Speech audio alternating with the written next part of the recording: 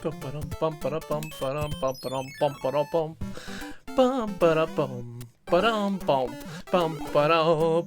are you going that way, stupid mushroom? I don't know why you're doing this, but I don't like it. Oh god. Oh god, there's things hitting me everywhere. Okay. Oh god, what the? This is some jiggery pokery going on here. Some jiggery pokery going on here. Hello, Jeff. How's it going? Happy Monday.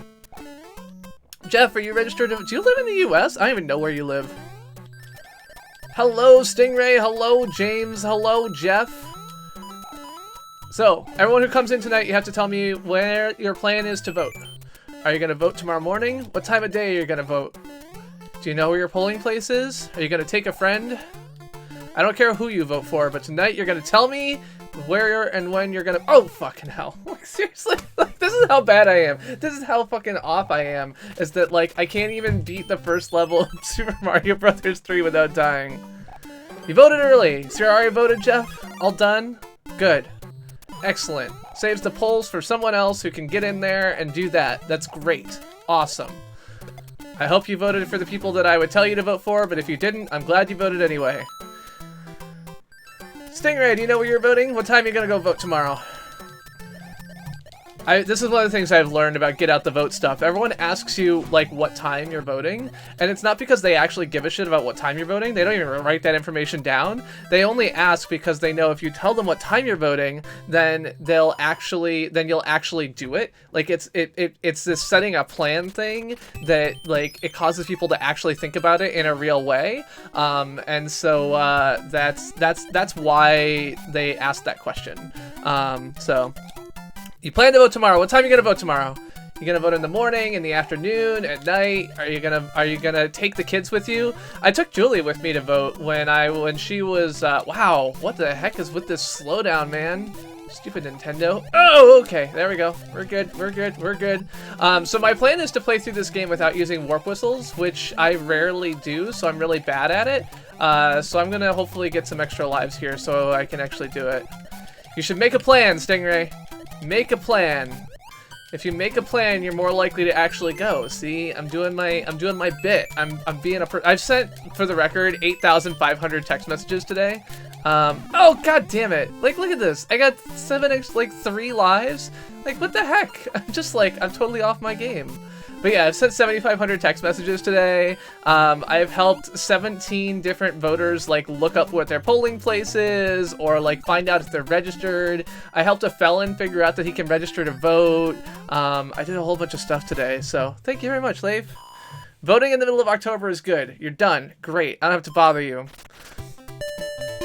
I appreciate it. Yeah, so Vote.org is a non-profit organization who makes it their job to help produce materials for non-profits to help get more people to vote. So their goal is to, like, help non-profits to help people vote get materials to help people vote. So, but yes, you should make a plan. Also, do you need a ride to the polls? Do you need transportation? Because I know how to do that too. I got it all. I got it all at my fingertips. I can help out. But yeah, so Leif has voted. James has voted. Or James is gonna vote. Jeff has voted. That's good. Yugi, are you a US person? I feel like maybe you're not. I feel like maybe you're Canadian or something. Why am I even coming here? Why did I do that? I'm not going for the warp whistles. Like, why did I not just play through the level straight so I could unlock the door? I'm clearly just not with it at all. Maythros, how's it going? Ugh. Apparently North Carolina's voter ID law got, like, strucken down by the Supreme Court. So that was pretty awesome. Like, someone asked me today, like, do I need to bring anything to vote? And I went and looked it up for them. And I was like, you know, so it's like now if you like, it's your first time voting, and when you registered initially, you didn't register with the driver's license, blah, blah, blah, blah, then you need something. But other than that, you don't, which is awesome.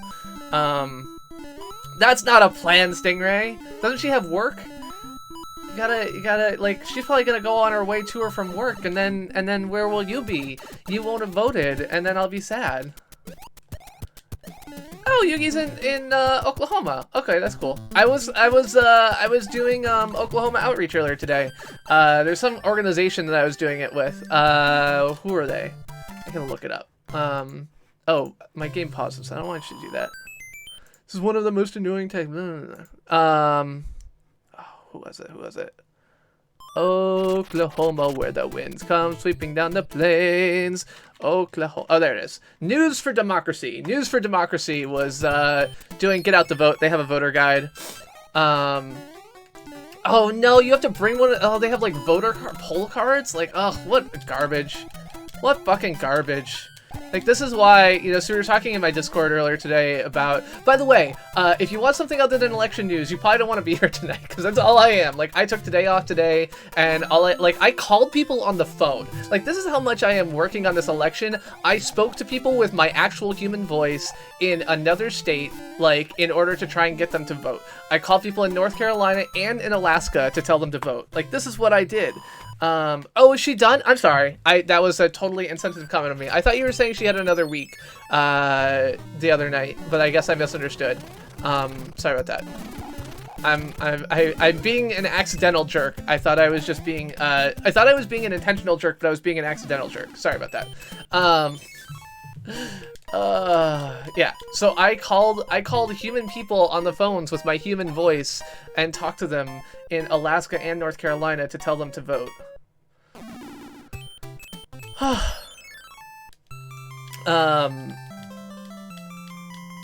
Yeah, that's how much I'm working on this election. But yeah, so I was talking about like some things that we needed. Like, we were talking about, should we have compulsory voting? Australia has compulsory voting, and we all know that Australia is my model of a country. We should convert the US to be more like Australia. We can start off by building a giant desert in the middle of it. I guess we actually tried that approach during the 1930s and it didn't work out too well, so maybe we shouldn't do that. But getting rid of guns, or not actually getting rid of guns, but getting rid of a lot of guns, and like, you know, making things more reasonably controlled seems like a good start. Feel like we could do that. And compulsory voting sounds good to me, but I guess some people are a little bit upset about it. But I do think that what we should have is a constitutional amendment that says, like, a right to vote is a basic right that's protected by the Constitution. And I mean, I think that personally, my opinion is that should apply to all residents, but it should at least apply to all citizens. That, you know, you can't be prevented from voting, which is absolutely something that we do today. And I think that that's sad. Hello, Eldon Adams. Welcome to the stream. I'm the Chris who plays games, playing retro games every Monday at 9:15, whatever you feel like. Every Friday at 9:15 is tonight, talking all about elections, electioneering, get out the vote, and other things. Are you based in the U.S., Eldon Adams? Are you over the age of 18 and a U.S. resident? Have you made your plan to vote? Computer voting machines are terrible. Computers are terrible, and so computer voting machines are also terrible. I was looking at a ballot today in North Carolina, and it's a 6.5-page ballot, and I'm like, how is anyone, like, gonna go through this and do, like, figure out anything?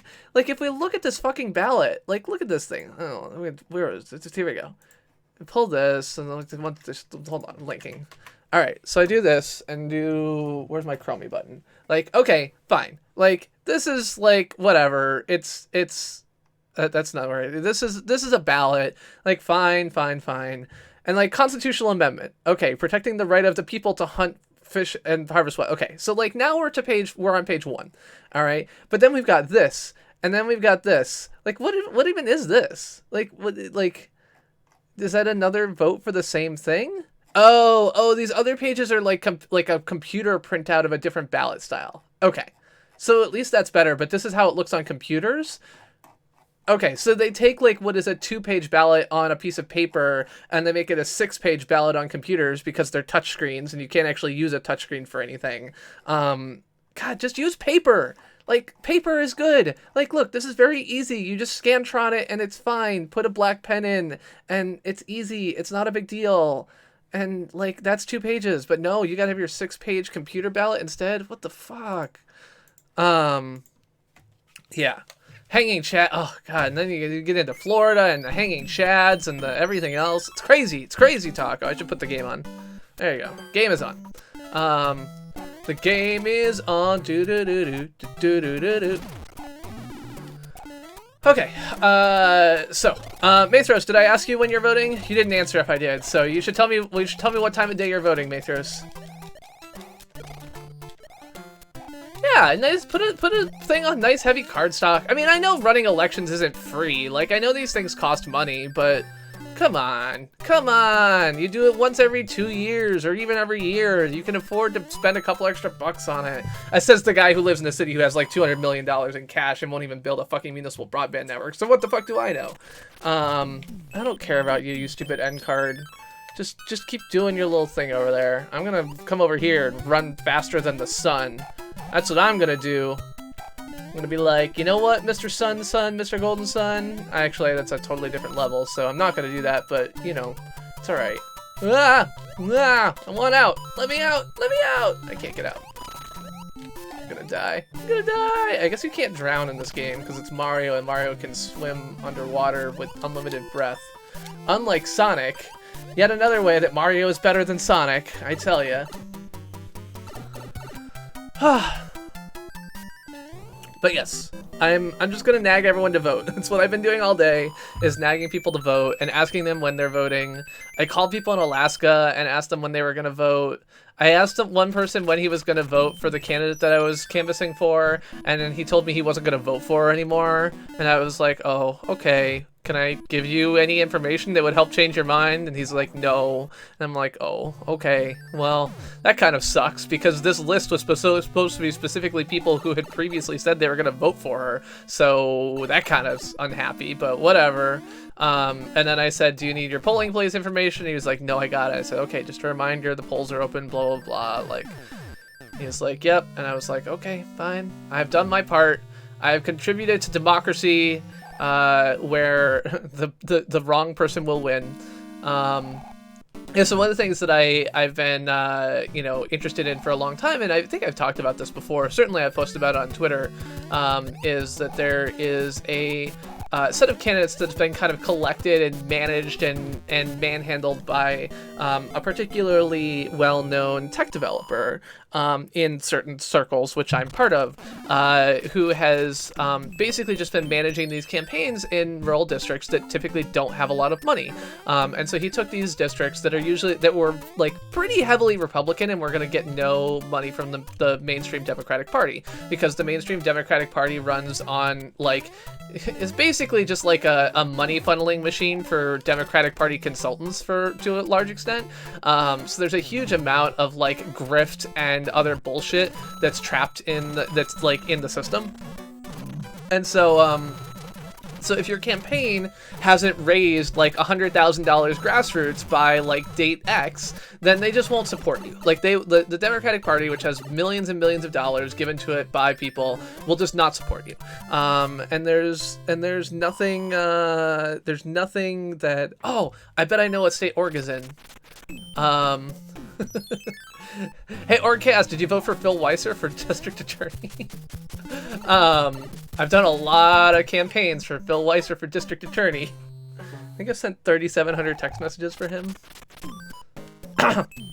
Okay, now I'm in the sand level, and the sun is after me, and I have nothing because I'm terrible at this game, and I died on a fucking Hammer Brother. God damn it, like, I'm just playing terribly tonight.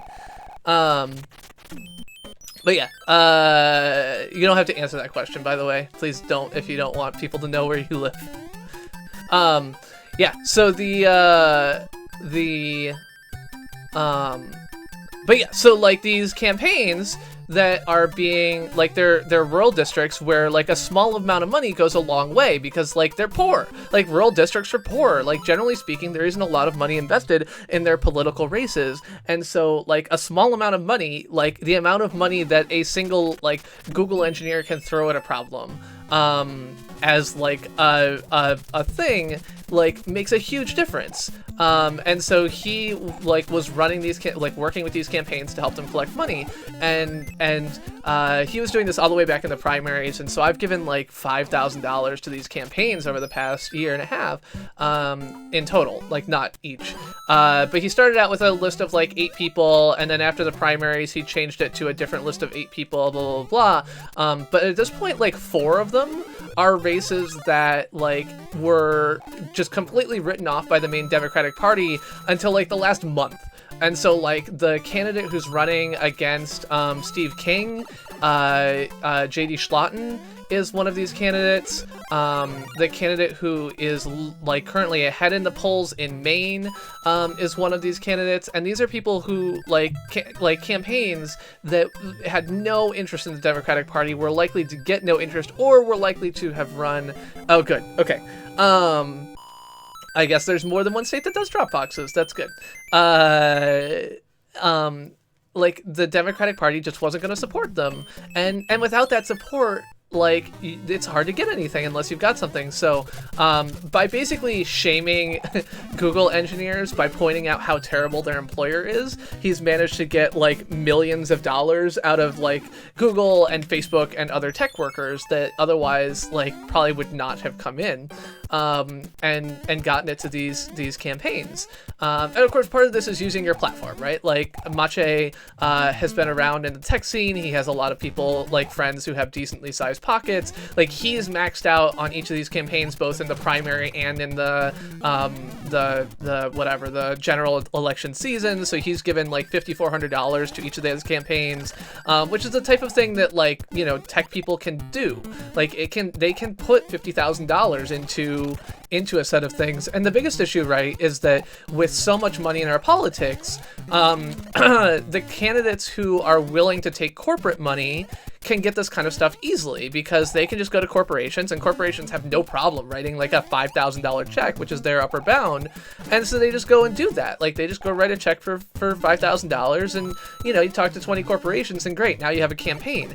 But if you try and talk to individuals who are living in those districts, like that's fucking impossible. Like you can't squeeze $50,000 from the residents of like bumfuck Arkansas. They don't have that money. Like that's the reason that like, you know, politics is fucked for the most part, is that, you know, the places where these campaigns need the most money, they have the least ability to get it from the people who are suffering. Because if you're suffering, you can't pay to fix it. And with, you know, corporations able to spend effectively unlimited money now on independent campaigns, like they can do all of this crazy stuff. I don't want to go to the mushroom house. It's fine. I don't need it. I'll go in a minute. And so he basically took it on himself to become an anti-PAC. So tons of grassroots contributions that were from mostly tech workers, because that's his little platform and scene, and was able to make these campaigns work. And so like Jared Golden is currently ahead in the polls. Like JD Schlatten, like in districts that are 15 went for Trump by 15 points. These places are competitive. And then Elise Galvin is in Alaska's district, was added on later to the campaign, but is now within a point and a half, like was a half point ahead in the most recent poll. In Alaska, like Alaska, which is a 16-point yield like Trump state. You and your reality, Stingray. Look how many lies I have. I've only lost like 7 so far. It's fine. I got no problems here. And so I am happy to claim to be part of that, but I also was happy to I was happy to make phone calls for the Alaska race today.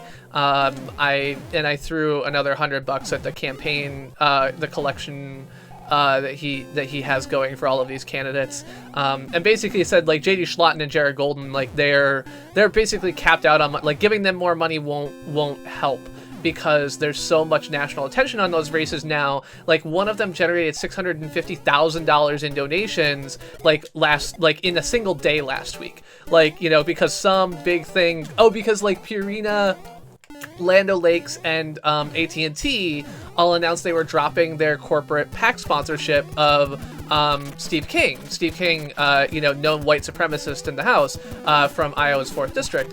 And so because of that, like, they were able to turn that into a huge payday for JD Schlatten, Schlatten, whatever, who got $600,000 in donations in a day, which is just a crazy amount, right? Like that is more than this race combined has seen invested like in a single election cycle in the past like 10 years.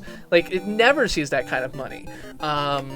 But because this race was made competitive all the way back to the primaries with a progressive candidate who wasn't going to be a wishy-washy, like, Republican in disguise, like, Democrat, like, there's just been all the support for these people, and they were able to turn it into something that was actually, like, good.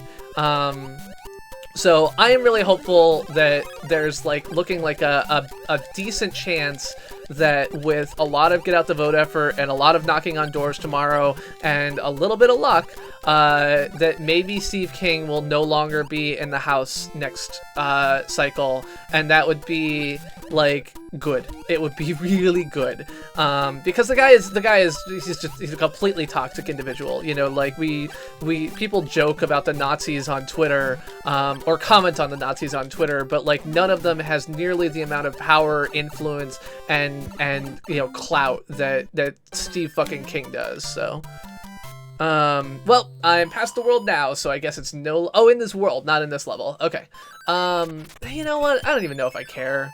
I'm just gonna play through, and probably when I get to the point where I run out of lives, I'll just, like, bail. So, I appreciate it, but I'm not even worried about it. This is really just, like... I have been trying to decide all day if I was even streaming, and I realized I was totally burning out on dealing with people's text messages, so I decided to bail and deal with it in the after times. I don't think I have any. I'll probably take a break after the next world and respond to a handful of text messages just so I don't leave people hanging before the quiet hours start at 9 p.m. Eastern or Central Time. But yeah, so yeah, so there's a couple of races. Yeah, no kidding, Celso. You and me both. I'm so sorry. I am so sorry for you and your countrymen and Brazil, and Bolsonaro is the worst. Unfortunately, you know, these things happen because the entire world is on a deadly turn towards authoritarian fascism. Some people would say nationalism, but, you know, it's somewhere in the mix. Oh god, I'm fine. Yeah, no, it's good. There was no problems there. God, this game lags so... Did it lag this bad? Like, I wonder if that's... I mean, I always ask this question. The answer is always yes. Like, the emulator has done exactly what the Nintendo would do in almost all of these cases. Like, it's not like my computer is slowing down. Get out of here, fish. I don't care about you. You can eat my toes, and I'll just keep on walking. These boots are made for walking, and that's just what they'll do. One of these days, these boots are gonna walk all over you. That's not even the tune to it. Alright, so what do we got? We got, like, 7th door or something. I don't know where to go here. 1, 2, 3, 4, 5, 6, 7.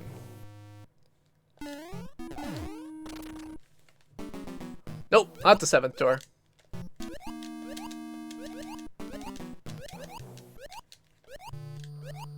Ah! Okay. 1, 2, okay, 7, 6. I don't know if these are in order or not.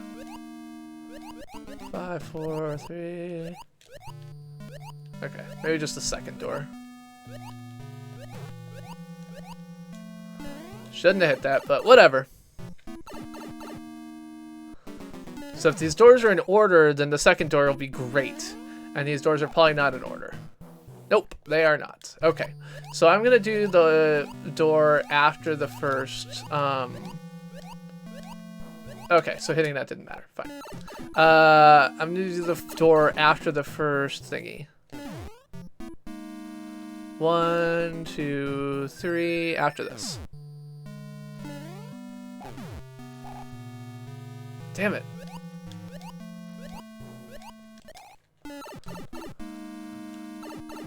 Alright.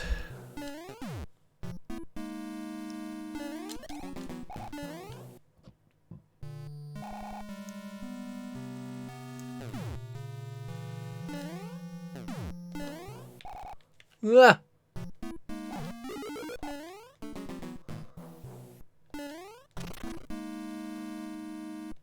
Alright, there we go.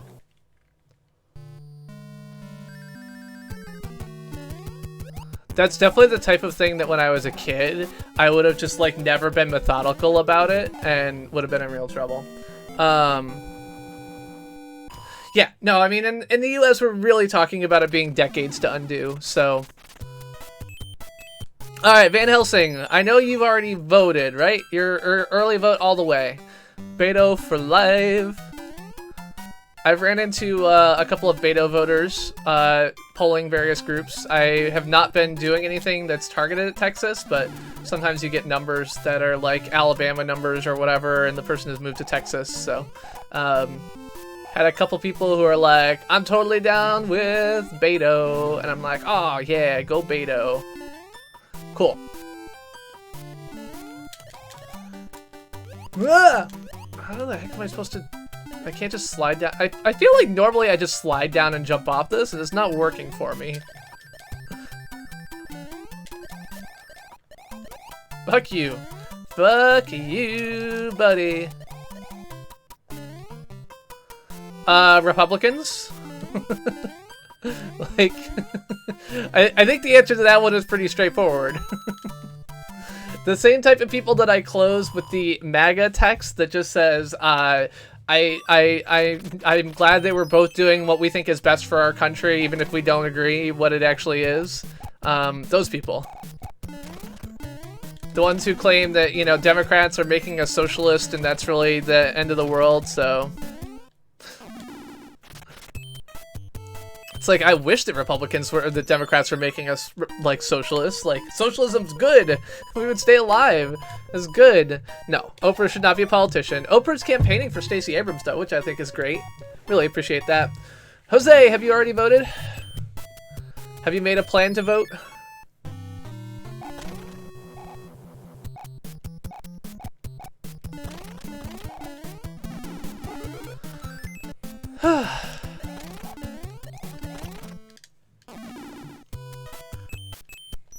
Yeah, no Oprah in 2020.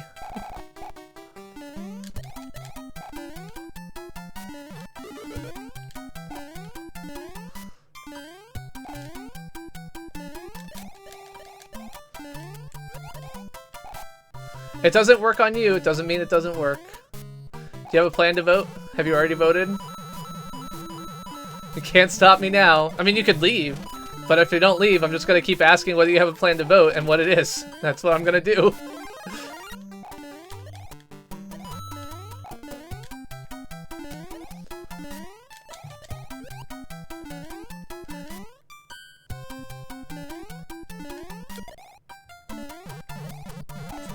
You can be offended at the question all you want. I'm still asking it.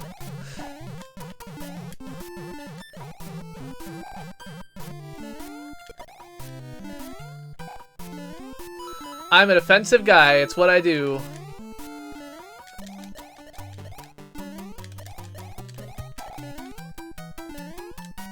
There are people that I love that don't have plans on how they're going to vote. I need to talk to my daughter and make sure she voted. I think she might not have, because I think she, I don't know.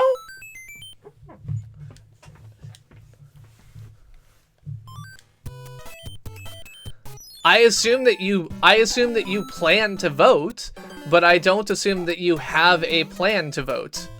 So my default assumption is that because California does something decent and gives people ballots early, they've already mailed in your ballot and that the problem is already dealt with, in which case already voted is a totally reasonable answer.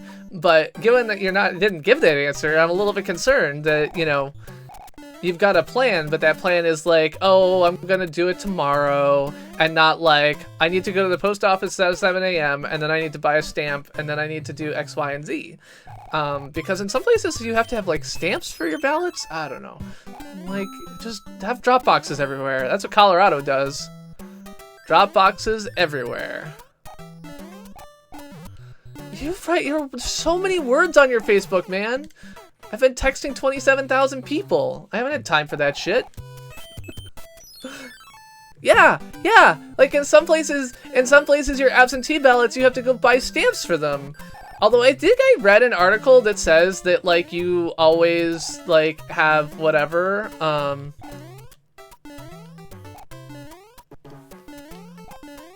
Nope, if you don't want to talk about elections, then you're in the wrong place tonight, because this is going to be election talk all night long.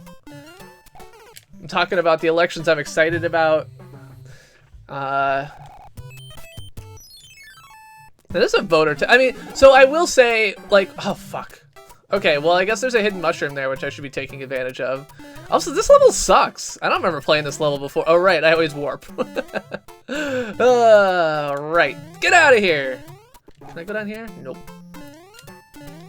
Yeah, yeah. I don't like these guys. I can't jump on their heads when they've got spiky balls up, and I can't avoid the spiky balls when they're flying through the air because they don't change speeds. Get out of here. I'm gonna jump on your heads, what I'm gonna do. Hooah! Hooah! To the right. One hop this time. Did I know that egg factories grind chicks alive? No, I didn't. Why would they grind chicks alive? What's the point of that? Is there a point?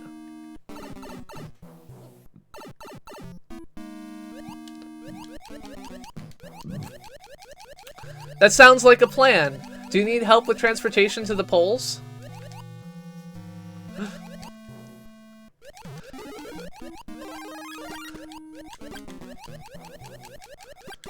I mean, to be fair, the entire world is the water world, right? So...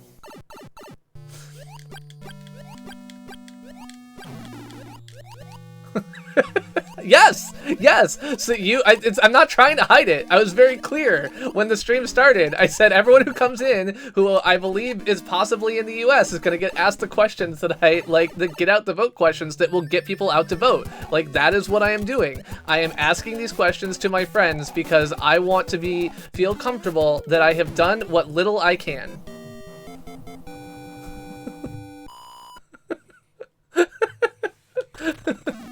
Carpoolvote.com. Also, Uber has half-price rides in places where there's Uber.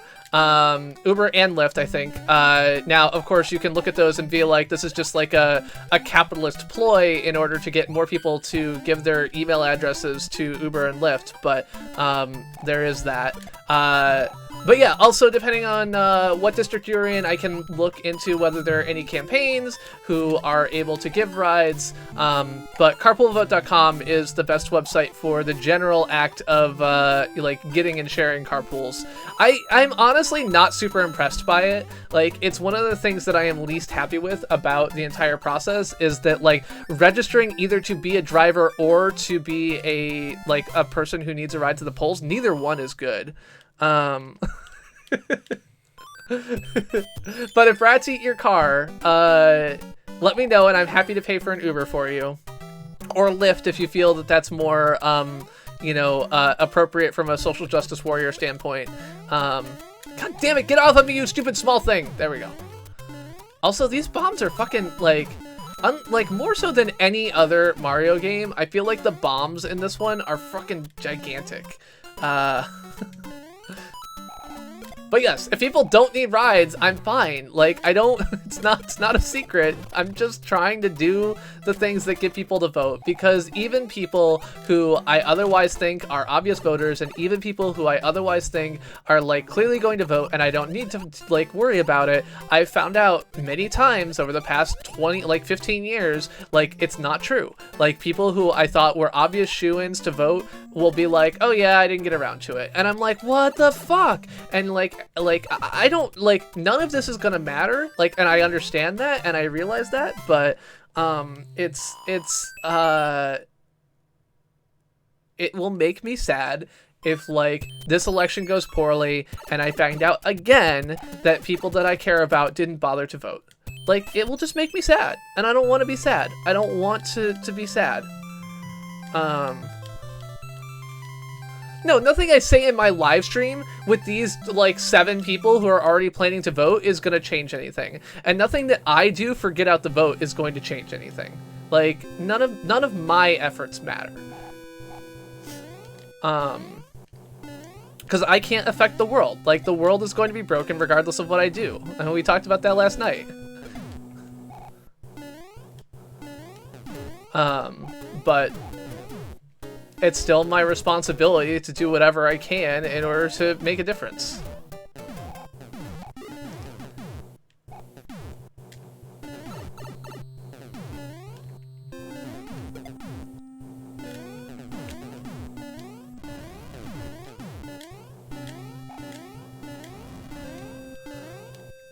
But yeah, I've gotten very upset over this week at terrible, like, the biggest thing I'm actually upset about, biggest number one thing that I want to change, and I've wanted to change this so bad in Massachusetts this year. I was so sad that the Secretary of State can't, like, one, why the fuck do we vote for Secretary of State? Like, that's fucking stupid, but in Massachusetts, we vote for Secretary of State, and that's stupid. And the Secretary of State candidate who was actually going to try and make anything better, like, did not win. And so we don't have same-day registration. Like, lack of same-day registration is terrible. New Hampshire had same-day registration, and it's such a good idea. New York has no early voting. You can't do any early voting. You have to vote on the day of unless you have, like, an excuse for an absentee ballot. And it is bad. North Carolina had ID requirements that were sufficiently racist that they got knocked down by the Supreme Court. Like, that's bad. Like, there's so many things that we need to do in order to make like these things better. And one of the things is that, like, there's no like, you know, I'm doing all this stupid texting, right? Like, and I get why people are annoyed when they're getting a lot of text. I get it. But there's so many people who are like, oh, thank you for texting my polling location. Like, thank you for texting me this, which means that there is a fundamental failure in the system that has prevented that information from getting to those people. Oh, I said I was going to take a break real quick, and I was going to double check these texts so that I can reply to them before closing hours. Already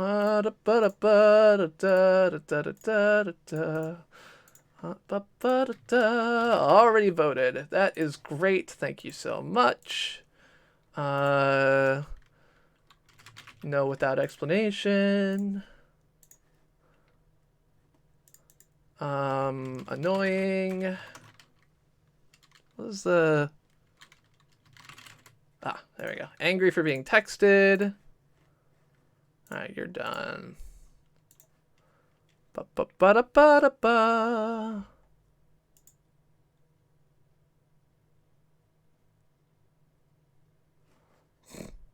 Taxation is theft, just so you know.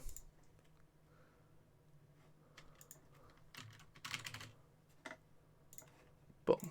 Okay, cool.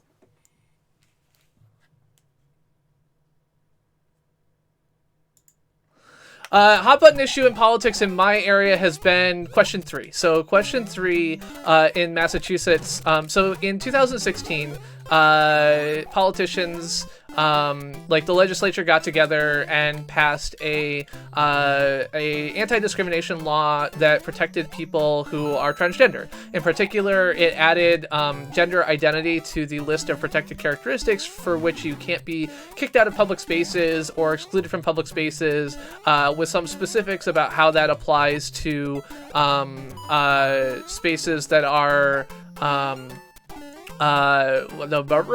sexually segregated. So basically it's the opposite of a bathroom bill, right? Like, a bathroom bill is like you will be assigned to this space based on whatever's between your legs. This was an anti-bathroom bill that basically said you can't be assigned based on that. Like, you are assigned based on your gender identity, and your gender identity is not about what you look like or whatever else like that. It's about you. And in that way, like, it's a great thing. Like, Massachusetts is like a leader in the nation on this. But for some reason, like, some bigots got together and decided that this law was not good. And they did it with the same fear-mongering approach that they always use, that, like, boys will say they're girls and sneak into bathrooms and, like, assault women or whatever else like that. And so that's a thing that was brought up. It's bullshit. It was always bullshit. We've had the law for two years at this point. None of this has happened. There's been no problems whatsoever. And so, like, it's just ridiculous. But that's on the ballot this year. And it says a question. It's basically like, should we repeal this anti-discrimination law? And so that's been the big issue around here. And in part, this is because there's so little around in Massachusetts that is actually controversial. Like that anything that's on the ballot that's actually a question is pretty rare. The other thing that's on our ballot though is actually there's a law or a ballot initiative to basically pass legislation around patient or nurse to patient ratios in hospitals. And this is something that has been like an ongoing effort that the nurses have been pushing for 20 years at this point, trying to get something done. And unfortunately, it has failed. It has failed in legislation. It has failed in policy setting because the hospitals have a lot of money, and with a lot of money, they can control the narrative and they control the politicians, and they prevent this, like, generally, like, maybe not perfect but decent thing from happening because they've got all the money. And so they finally said, okay, it didn't work in the legislature. It didn't work in, statewide policymakers. Like, now we have to do it via a ballot initiative. And it's a terrible thing to do via ballot initiative because it's got all of these numbers in it, and it's got, like, all of these specific things that like, should not be decided via a ballot initiative because, like, the people of Massachusetts, like, I can't change the number I would like. So if I think that, like, the nursing ratio should be, 1 to 7 instead of 1 to 6 or whatever, I can't vote in favor of that. And so, like, it's a stupid way of doing things, but that's the big one here. There's been $29 million spent on that one. So $29 million invested in that particular race or ballot question. So that's the big one. Yes on 3 has $4 million. No on 3 has $500,000. Isn't there a thing here? There we go.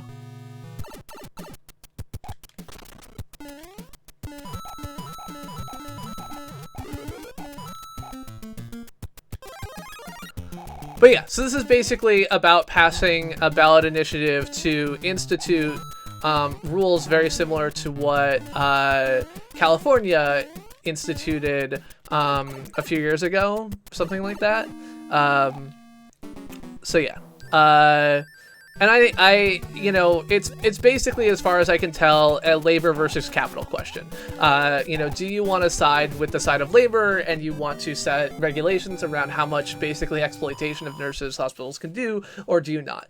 And there's it's plausible arguments on both sides. Like, I can understand how someone could reasonably make a decision that this is the right thing to do, but I just look at it and say, if I have to pick whether I'm going to side with the workers or with the bosses, like, CPG of 2 years ago might have said, like, the bosses, the bosses know best, they've got the money, they've got whatever, but the CPG of today has become much more radical than that. So I'm siding with the workers and not the bosses.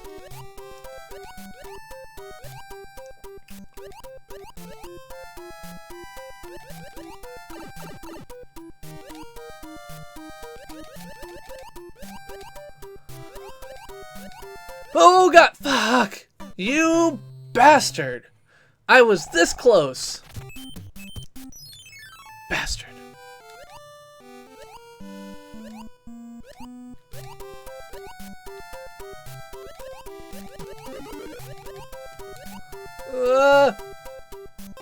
Haha! I've captured you, you stupid mushroom.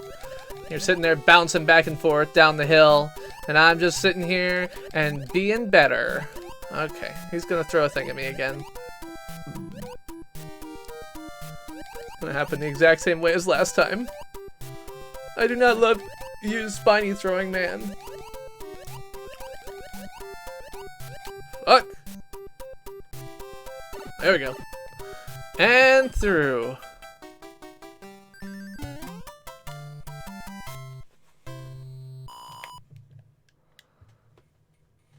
Yeah, so our 3 ballot questions were The nurse's question, which is something that shouldn't be a ballot question, but given that it's a ballot question only because it's the only way to force the hands of hospital executives and management to actually do anything about it, I'm supportive of it. The other one was that I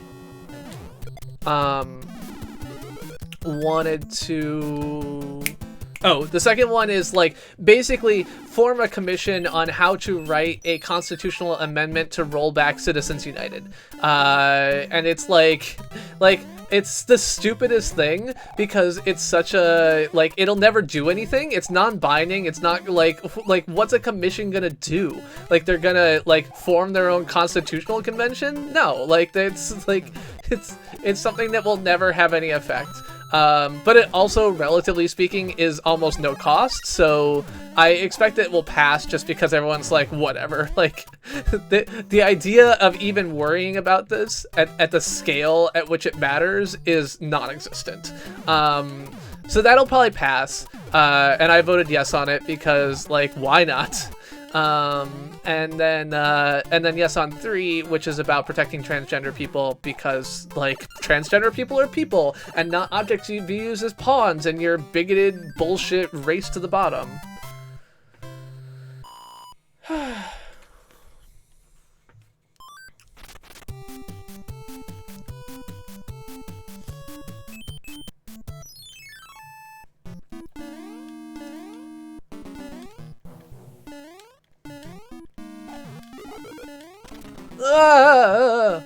Overall, I have been extremely frustrated, and I like, as someone who runs a grassroots organization, I have these exact same failures, partially runs a grassroots organization. I have these exact same failures, but I have been extremely disappointed in how bad campaigns are at organizing their volunteers to do good. You know, like, you have, like, people who are sitting at home and like, okay, maybe, like, text banking isn't the thing, but, like, you should have a virtual phone bank set up all the time, and you should have, like, goals and tracking and gamification. You should have, like, door knocking contests, and you should be, like, gamifying that shit. Like, you should be, but even if you're not gamifying it, like, even if you're not figuring out ways to get people more involved, like, you have to be doing better at making these things visible. Like, getting people to go to a place to do a thing. I understand the benefits that it gives you. Like, I went to the Yes on 3 campaign and I canvassed with them, and I realized that, like, because they get you there in person, they can ask for money and they can, like, reward you with pizza and make you feel like you're all lovey-dovey and want to come back. But, like, by not engaging the, like, mass number of hours that people spend at home, like, sitting on the computer, like, you are failing in a fundamental way to take advantage of potential, like, grassroots benefits. I think I have to go to that upper left corner, except I don't have a thing right now, so I'm gonna have to, like, go through that part again? I don't remember how this works. Nope, okay, never mind. Cool. So yeah, like, I don't know what, like, or you know, have a more specific, like, here are the 7, you gotta somehow find the, like, 7 of your Facebook friends and have you message them.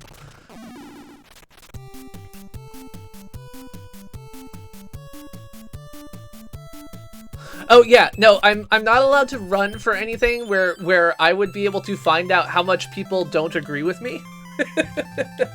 So I am allowed to participate in things that aren't elected office. I will say that the idea of me being visible in local politics did upset her for a little while too, because, like, I mean, Jess believes that your name should never be in the paper. Like, your name should be in the paper 3 times: when you're born, when you're married, and when you die. Like, that is it's an old school belief, you know, baked by you know, Miss Manners into the youth of the 1960s, and Jess is a child of the 1960s despite being born long after them, and so, you know, she's got this whole, like, publicity is bad, being public is bad, like, posting on the internet in public forums is bad, like, all of these things are bad, and you shouldn't do them. But it's like, you know, participating in local advocacy groups is different. So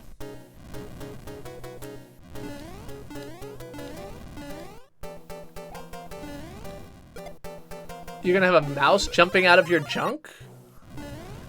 I don't feel like that's a good plan. I feel like that's a bad plan.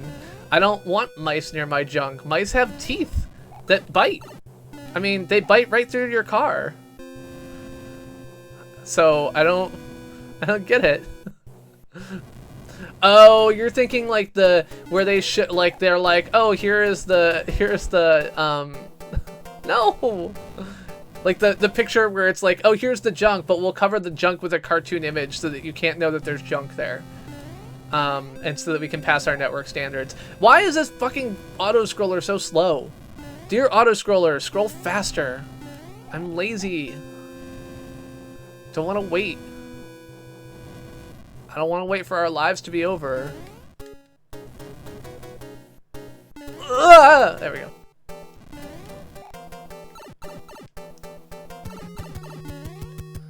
Oh gosh. Fwah! Haha! Success! Ba ba ba ba ba ba ba ba.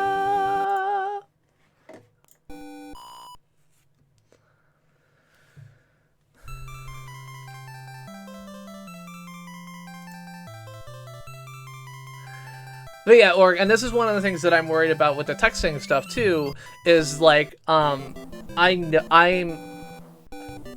am positive that, so realistically, anyone out there can buy and combine public voter records are public.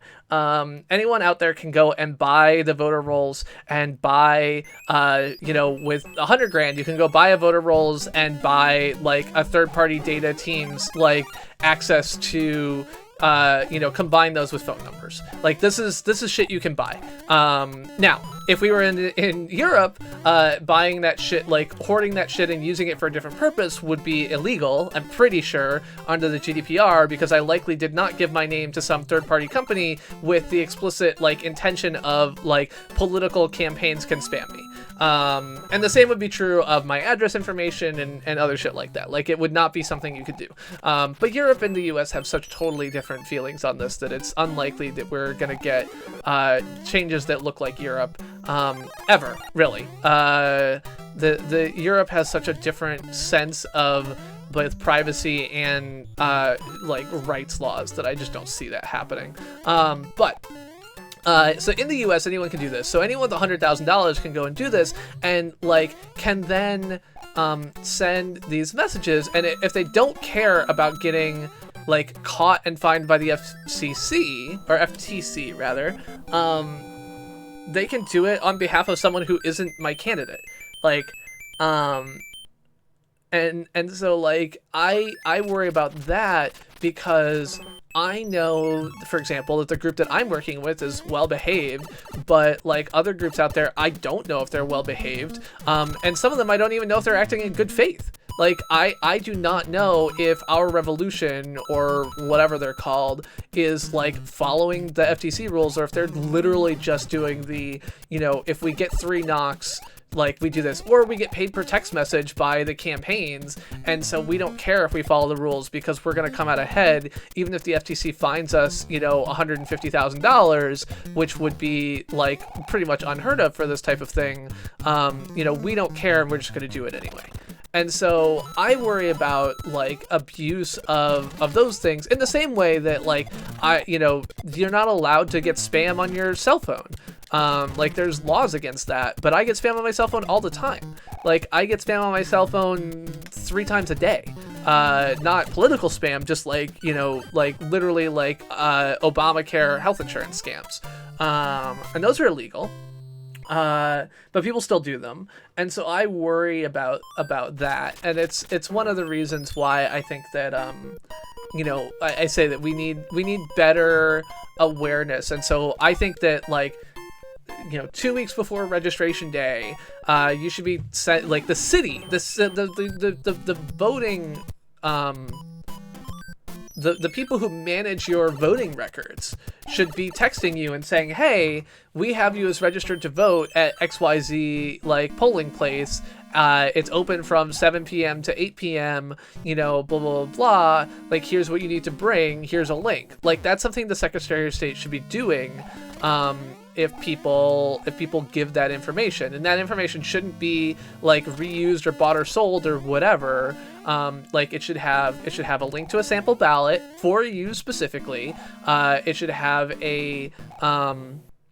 it should have your polling place and location with a link to a map that you can look it up.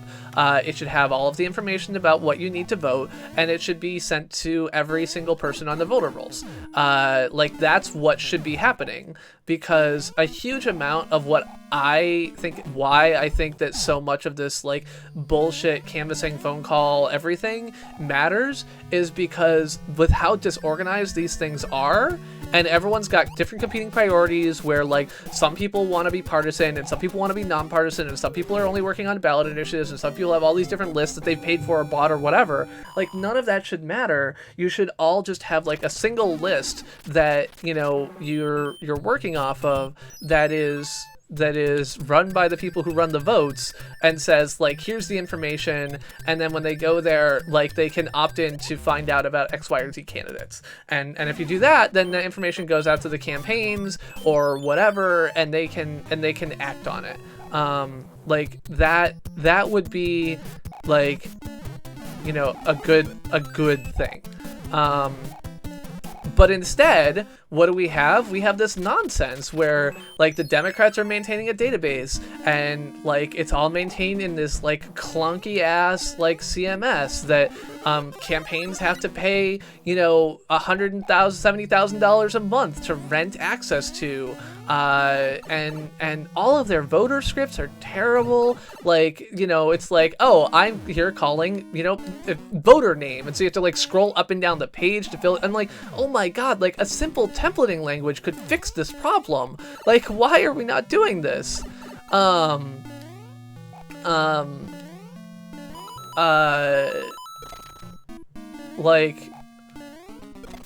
what is this madness? Well, no, Jose, because your argument is that campaigns should stop, and my argument is that regulation should stop it. Like, there's a difference between the strategy and the, oh God damn it. I feel like I die in that exact place every time I play that level, because I always do that thing because I think, oh, run right, and then I'm on a cloud, so I think I can jump to the next cloud, but the next cloud, like, I just fall through. But yeah, so there's a strategy question and there's a tactics question. Oh my God, what? I just killed a Hammer Brother. Why is there another one on top of me? Like, were there two Hammer Brothers on top of each other?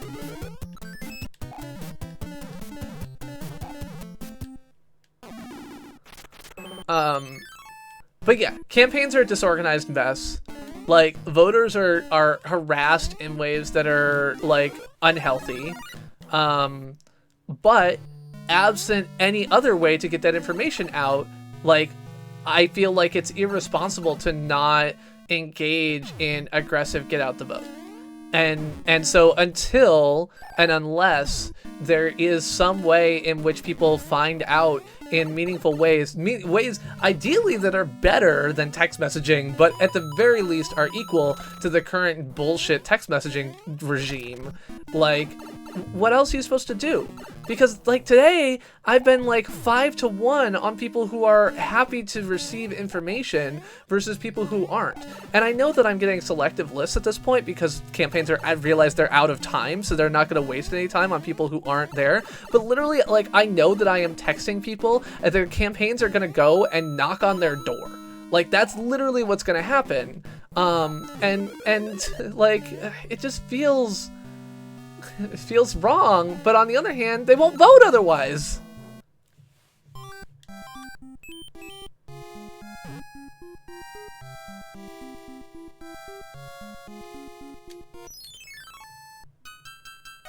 I mean, I still think that what I have said is I can't, like, feel your lived experience, and so I am attempting to empathize with your lived experience.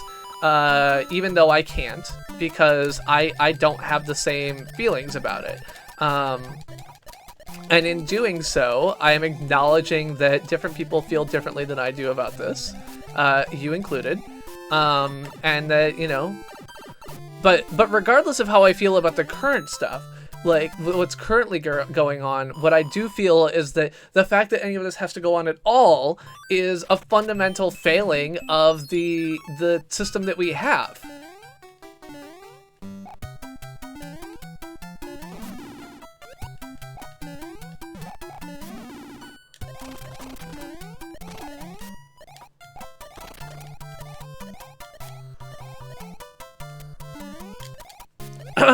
Yeah, and Org, I think the numbers basically say that voicemail is useless, so most campaigns don't bother.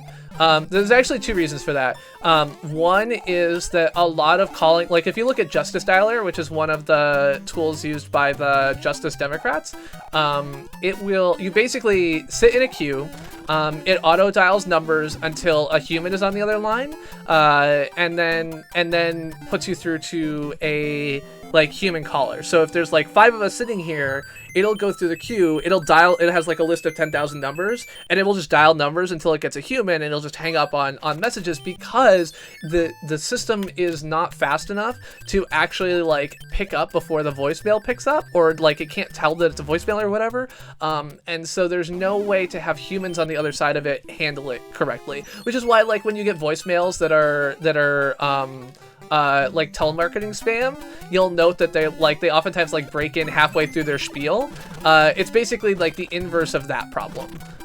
So if they were to use the system they have to do that, then they can't really do voice messages for a lot of them. And so like today I was calling Alaskans, but like I was dialing numbers from my own phone. I was actually using Hangouts because typing in numbers on a phone is ridiculous. What is this, 1998? So I was using Hangouts where I could copy paste the numbers, but what the fuck, that slow down.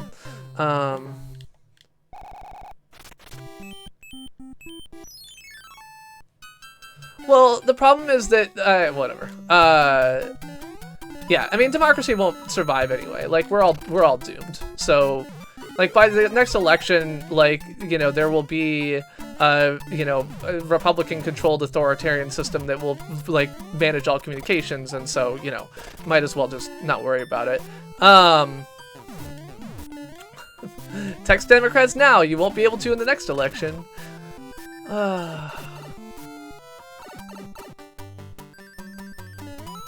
But yeah, I mean, overall voter information management, like, and overall, I think the lack of a meaningful opt-in for so many things is hard, and I don't know how to do it. Like, how do you build a meaningful opt-in for something that people literally only care about 1 or 2 days a year? Like, how do you build a meaning? Like, you can't go ask them to do stuff. Like, they don't care. They only care when they show up at the polls, and by then it's too late to ask them to, like, you know, do you want information on this candidate? But on the other hand, like, you know, look at California's ballot questions. Like, there's 27 ballot questions. Like, even if you just said, okay, only people who are officially on the ballot can send messages, right? And like, California has 26 ballot questions, and there's a yes and a no for each of them, and there's 22 local candidates, or 22 local offices you're voting for, which have 2 to 3 candidates. So great, now you have 176 messages that you can receive every election.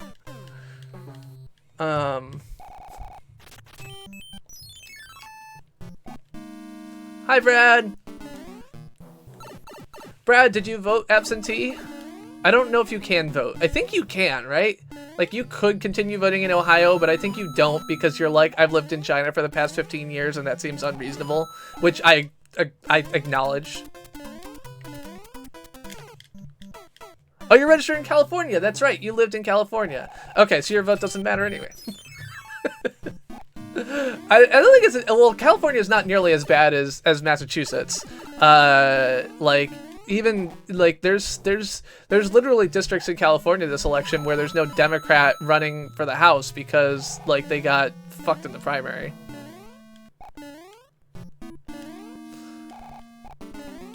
Yeah, I assume you're registered in, like, San Francisco-ish. Your vote's not meaningless, Mathros. There's ballot questions. You have like 5 ballot questions. I have a voter guide for them. okvoterguide.com. You can't handle me. I can't be handled. It's okay. I can't. It's not that I can't be handled during election time. It's that like all rationality has gone from the world, and I will never be a happy person again. So it's all right. You'll learn to either accept or move away. That's all you can do. Democracy is over. Might as well give up all hope. By the way, I'm making phone calls to people in Alaska. Like, I talked on the phone to people. Like, do you know how much it takes to get me to talk on the phone to people? I know, I wish it was a great voter guide. Hold on, I gotta look it up. Is this? Oh, can we count on you to be a voter? Yes. Cool. Great. Here, have a voter guide. Okay, yeah, it is. I was right. It's okvoterguide.com. 538. Da da da da da da da da da. Hey, there's the Oklahoma's 5th is currently like rolling a 1 on a 6-sided die, as far as like polling puts it, chance of being a Democratic race. That is well within the range where I think that so the biggest thing is that like right now polling is junk. It's just garbage. Like like after this election there's going to be a lot more understanding of how to like poll and think about polls in the modern world. But because of the massive shift in polarization over the past like short time period, there's been no meaningful elections that have happened, and so pretty much every race that we've seen has had like polling errors that are basically at the range of right at the edge of the range of statistical probability.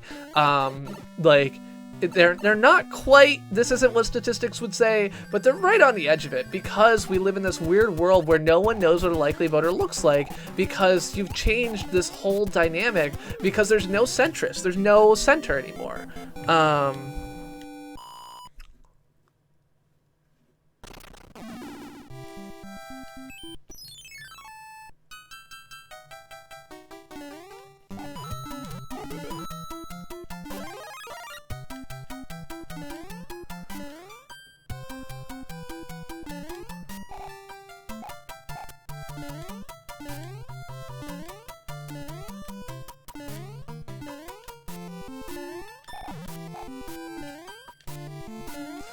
But yeah, I mean, I will also say, Jose, that I have attempted to temper my feelings on text messaging over the past week. I've had conversations with not just you, but with a dozen other people who are doing it or affected by it or like other things like that has also changed my position.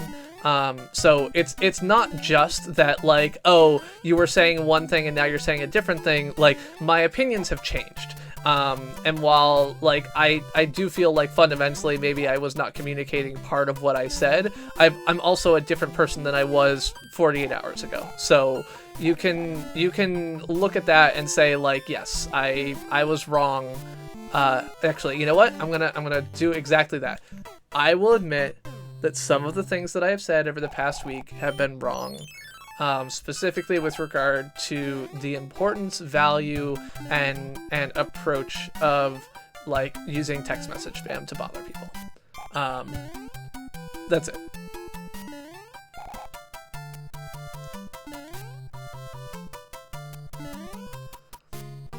On the other hand, it is not like, as someone who was home today in this final day before the election and received 11 phone calls on my home phone that were all election spam, I'm not convinced it's actually a new problem versus just a new look at an old problem.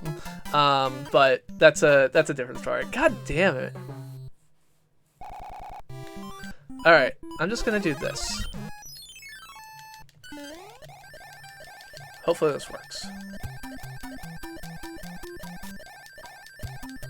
Hello, Jerry Blake. Hello, Prop 420. Jerry, do you live in the U.S.?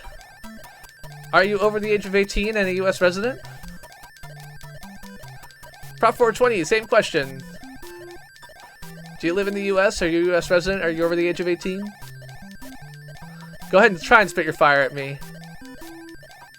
Seems just fine. This is what the P-Wing is for.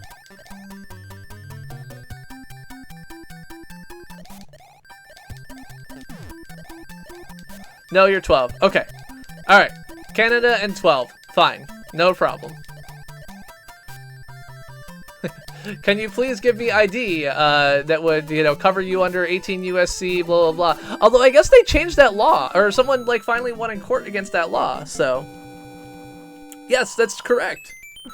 I do actually send, like, all of my campaigns have a, like, you're a minor thing, checkbox, and the you're a minor checkbox sends them the registration website for their state. And I'm supposed to, like, even when they're 11, I'm like, here, register. Like, some of them had to edit the wording because it was clearly targeted at, like, 17-year-olds shortly before the election. And so it was like, you know, or like, it was because the same message has been used for like several months now. And so it's like a 17-year-old, like a couple months ago, it's like, oh, like, hey, you know, if you turn blah, blah, blah before the election, then you can register here. But now it's like, you have a day to turn 18. If you're telling me you're 11, that's not going to happen.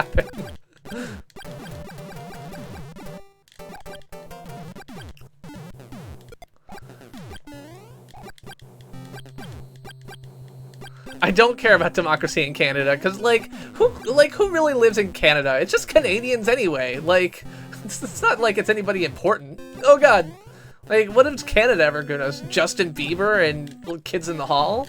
Like, come on.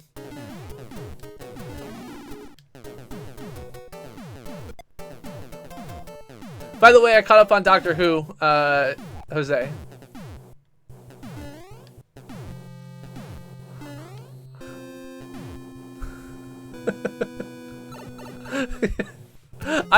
Mark, I appreciate you attempting to protect me from legal risk. I don't think Wayne Gretzky is important. He played for some team that wasn't the Blackhawks. Michael J. Fox. Well, I'm pretty much standing by my position there. No, Jerry, it wasn't you who's in Canada. Prop 420 is in Canada. I know you're in America. I grew up outside Chicago, Jerry, so the Blackhawks were... I wasn't ever a big hockey fan, but I was at least aware that the Blackhawks mattered, and the Blackhawks matter. I think I'm supposed to hate the Red Wings, I feel like. Yeah, no, I grew up in the era of Jordan, so for me, it was the Jordan Rules. I actually have a copy of the Jordan Rules, which was a book written by Chicago Tribune writer Sam Smith. Signed copy. I met him at my local library, and he signed it. And it has a little inscription inside that says, maybe I'll write the Schmidt Rules next. So I got to see Jordan play at the United Center after the revamp. So we can all thank Jerry Reinsdorf for that.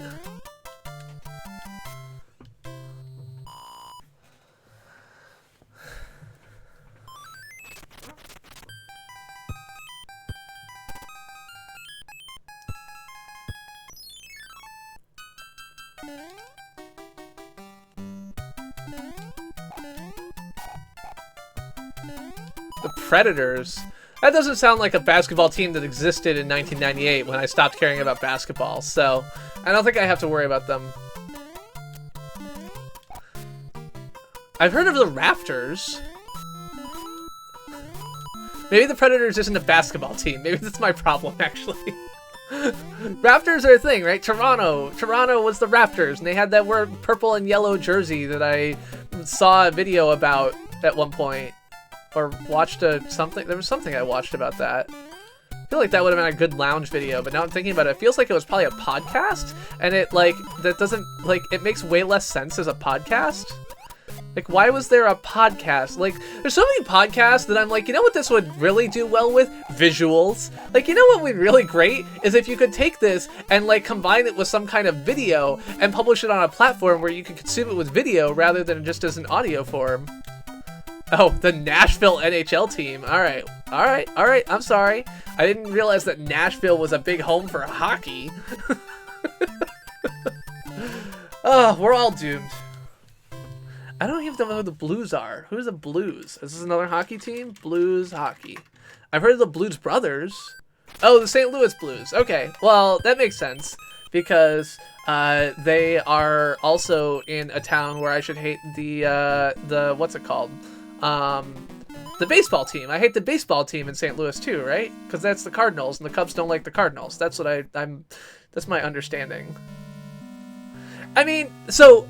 Mark, let's just be clear that my podcast, my podcast interests are pretty narrowly scoped to things that have passed the editing bar.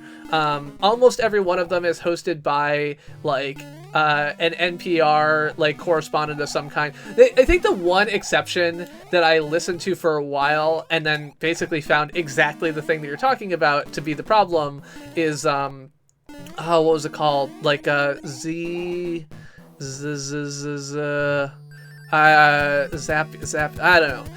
So it's like NPR women who started a thing, and it was all like about blockchain and using blockchain for media and so on and so forth.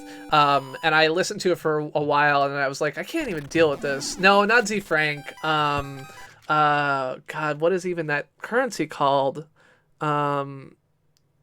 Podcast news platform. No, Bitcoin news platform. I gotta remind myself now. They didn't even get there. Hold on, let's look it up. I've got my podcast app right here. So I will solve this. Zigzag. Zigzag, which is a podcast about women and tech and blockchain and anxiety. And they were talking about Sybil, which is a blockchain, basically a journalism on the blockchain startup-y thing. And so they were reporting on Sybil, but also talking about basically the future of democracy and journalism and everything else like that. But it had the like, these people were clearly good radio hosts, good radio producers, but they it worked a lot better when they had a budget that they could spend time on things, and now they're broke because they're trying to do a startup. Because they basically tried to start a startup with like 4 months of runway. And like, you can't really do that. So they tried to start a startup with 4 months of runway, in part because they got like a huge promise from an investor that they were going to get a big like influx of cash, and then they didn't. So Jerry, your name is also Spencer, and this is your mom's account. I think you said side, but you meant account. That's fine. Hi, Spencer. I won't remember your name. I'm going to call you Jerry, because that's what it says right there, so sorry. Jose, don't threaten the small child. Only I can threaten small children here, and I only do it with threats of, like, you know, many with aggressive swearing. So, you know, we're not gonna have anything other than that. But yeah, so Zigzag was a podcast that I wanted to like because it was about topics that, like, it was all such a, like, this is totally, you know, you couldn't look away, but I wanted to like it because it was so you couldn't look away. Yeah. So Jerry, in general, don't tell people where you don't tell people your full name and where you live on the internet. Is really good advice. It's just the kind of shit that goes bad. Like at some point you'll be a little bit more grown up and you can figure out like when that's okay and when it's not. But definitely when you're 12, don't do that. Just never tell people where you live. Good idea. Hua! Hua! Hua!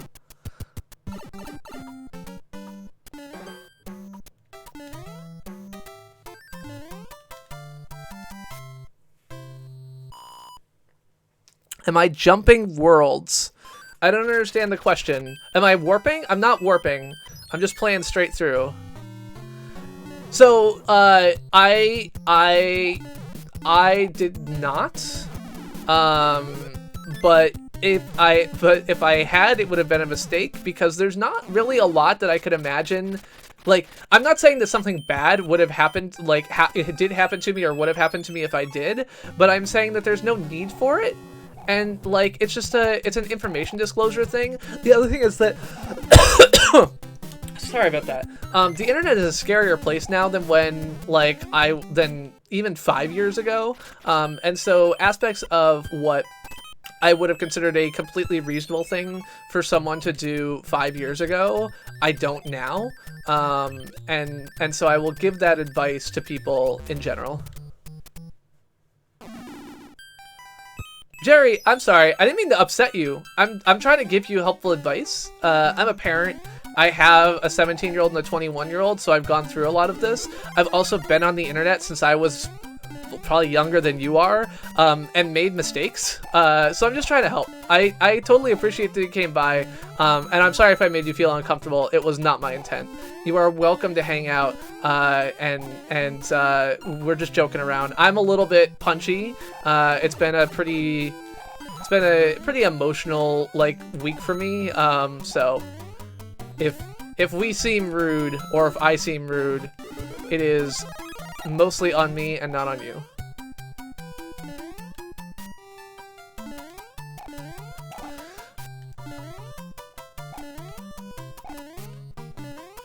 Showing my mouse to everyone within a 20 pixel radius. My mouse is stupid now. Oh my fucking god. Like, I want to make a full video about this stupidity, but I haven't had a chance yet because I've been doing other things. But yes, my mouse fucking changes colors now.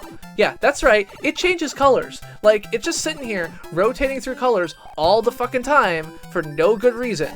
Like, look at this. Look at this thing. Like, oh, thanks for subscribing. Like, now it's purple. Okay, great. Like, what's it gonna be next? Oh, now it's changing to a darker purple. Oh, cool. Everyone loves darker purple. What's gonna be next? Oh, now it's pink. Cool. Pink. Everyone's favorite color. Fuck you, mouse. Now yellow. Look at this. It's like yellow now. It was pink like 30 seconds ago. Why is my mouse changing colors? Like, come on now, mouse. Ugh. Ugh. Mouse. Has fewer buttons. Sorry. I blame Jess. I can't stop. Can't stop, won't stop. It's changing colors again. It went through the whole rainbow. It's back to purple now. Like, and I was like, it prompted me when I set it up. It was like, oh, do you want to install the software to change the colors? And I'm like, fuck no, I don't want to install your software to change your colors. And then, like, it started changing colors all the time. And I'm like, well, fuck, now I'm going to have to install your stupid changing color software so I can tell you not to change colors. Like, why don't you just not light up by default? Like, do you consider that? Maybe that's the right move. When people don't install your software, instead of making the mouse change colors all the time, you should just make it not be lit up. Because why the hell do mouses need to light up? What am I gonna, like, I put my hand on it. Like, when I'm using my mouse, the color is, this doesn't matter.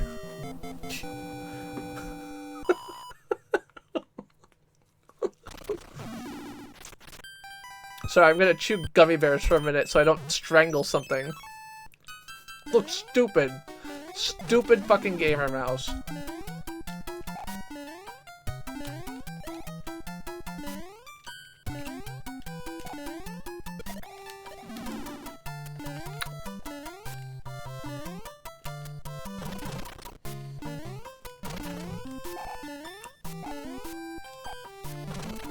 I saw that, Jerry. Thanks.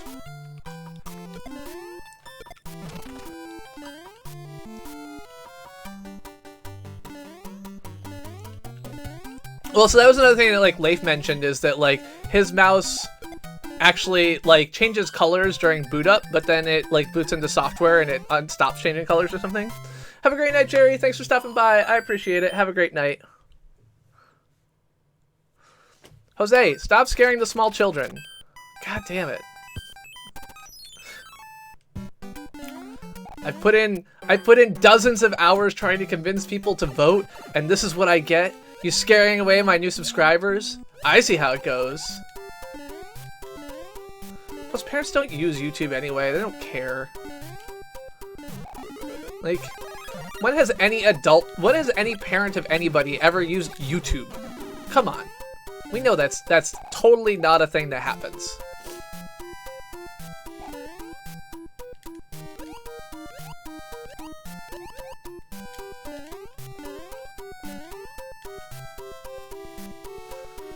Oh yeah, I think my graphics card is a color by default, but it's just a color, so it's okay. Like, I'm not happy about it in any way, but it's fine.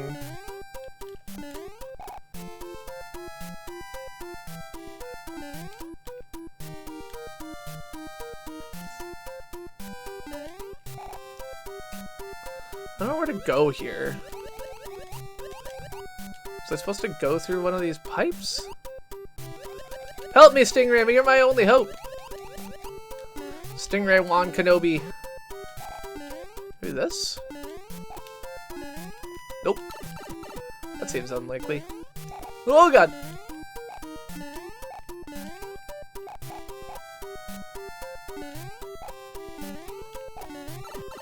I think I figured it out. Okay, I was wrong, Stingray Wan Kenobi, you're not my only hope, but...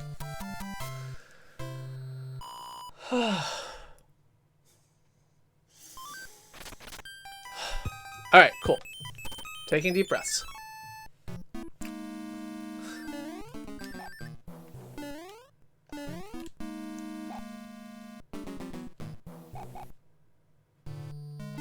Ugh! I don't like the fact that that ghost was just sitting in my way.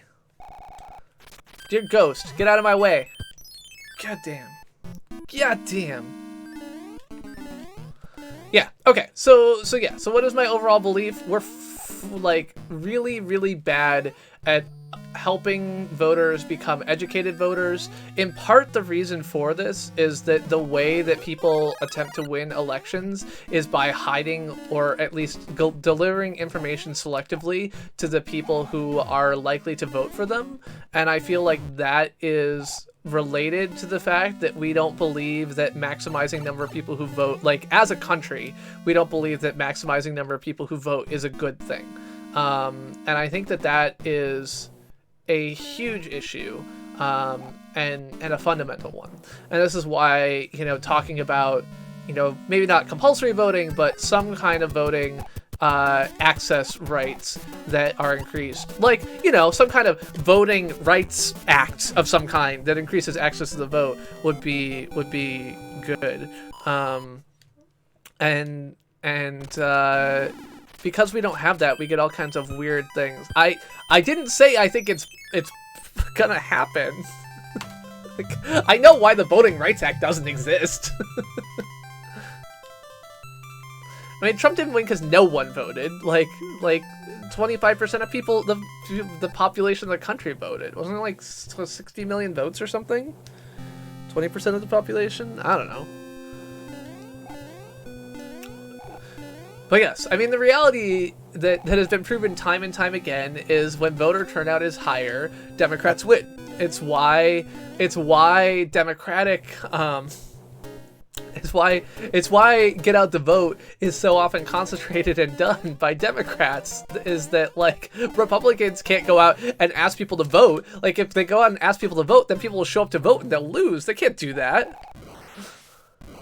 Oh no. Spaceship? You're not a spaceship. Like, how?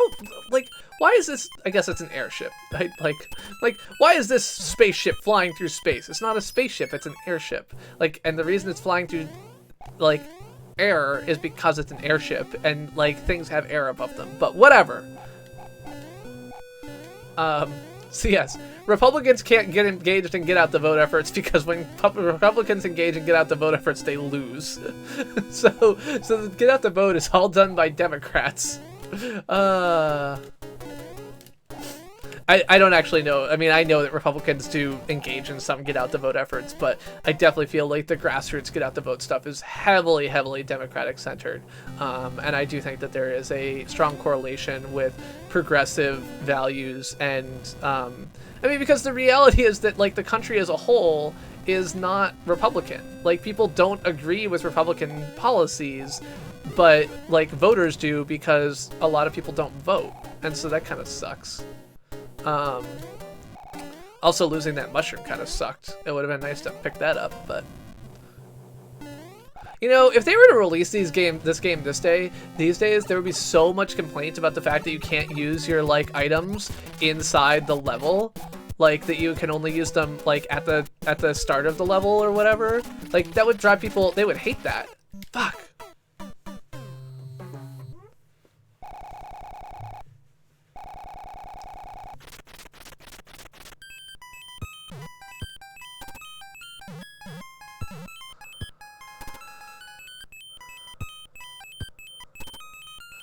Interesting thing here. So this has like a two-tone melody, but when you're moving, because the NES only has 4 voice channels, as you move,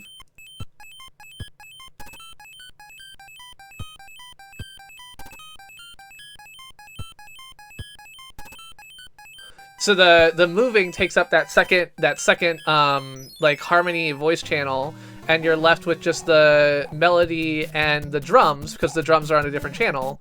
So this is related to, of course, my Family Tracker video that I did way back when, talking about how the NES sound works, so... Oh, absolutely, Maythros, but it is still the case that it's a thing.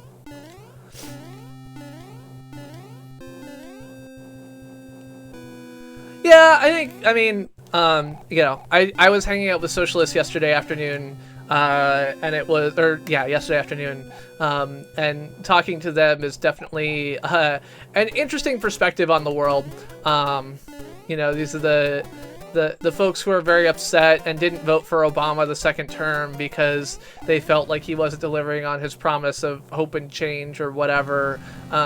You know, they're, you know, obviously strong Bernie supporters in the primaries, et cetera, and very much poo-pooed my notion of incrementalism being a thing that could ever have any value. So I thought it was an interesting conversation.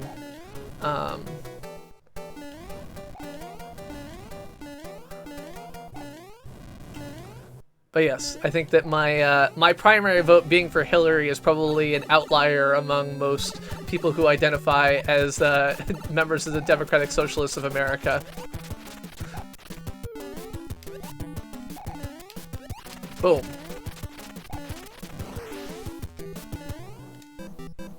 They do. They think he could have tried harder. There is no doubt in my mind that people believe that, like, he faced an uphill battle, but they felt like that he didn't start the climb.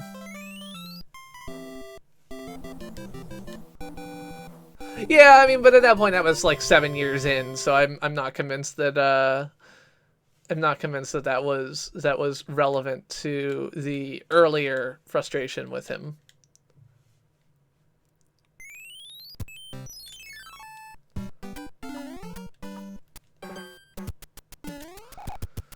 Not that I disagree with you. I was a Hillary voter in the primary, so, like, I clearly am living in a very different world.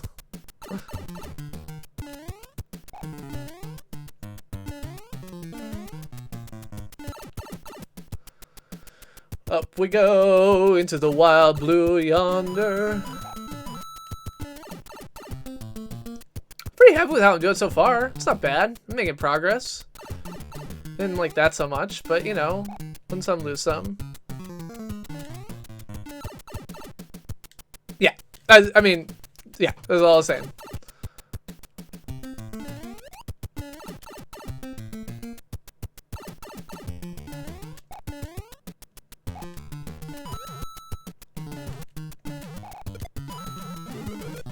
Oh.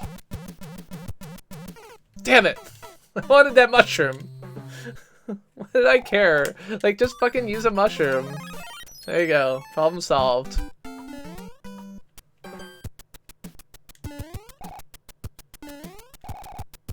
You voted against weed legalization? Really? Any particular reasons why? That is not a vote that I could see myself making. I voted in favor of legalization in Massachusetts, and I am disappointed it has taken so long. Well, good thing I used that mushroom. It was definitely very helpful. Stupid. Ugh.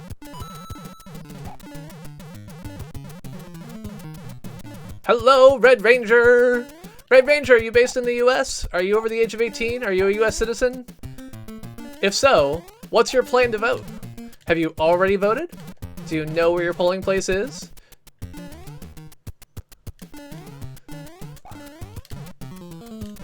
Also, if you would like my extremely partisan position on exactly who you should vote for every race on your ballot, also happy to give that. But if you'd rather be like, fuck you, buddy, I don't need you telling me how to vote, also fine. I don't know where to go. What am I supposed to do here?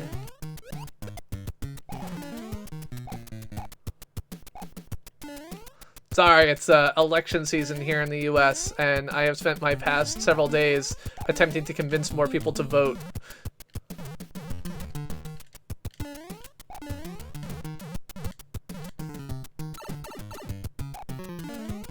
I don't even know what Angel Grove is. So some kind of gay thing? If that's actually offensive, I apologize, but...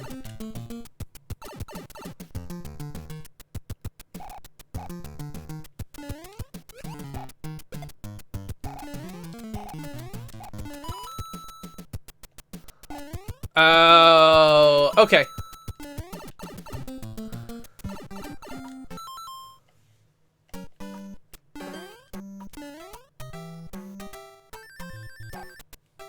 I don't know who Rita is. She's some kind of new YouTuber I should be watching. I didn't watch enough of the Power Rangers. I don't like this whole. I'm missing all of it. So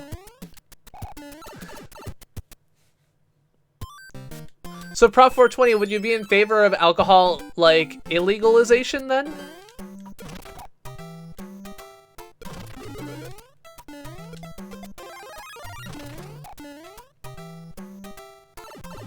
We have to go down here and then over to do the thing. I don't remember.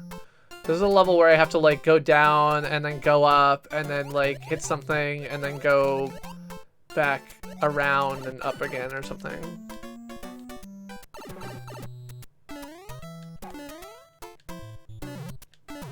Yeah.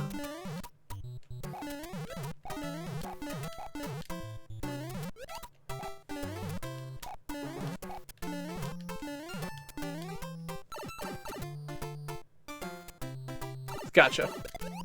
So she was like the main baddie of Power Rangers.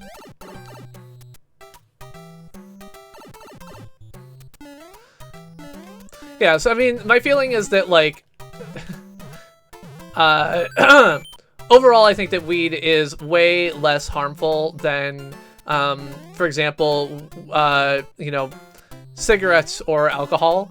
If someone has a general prohibitionist nature and they are against like cigarettes and alcohol and is also against marijuana, like I can understand that. I don't agree with it. I think that's taking things too far.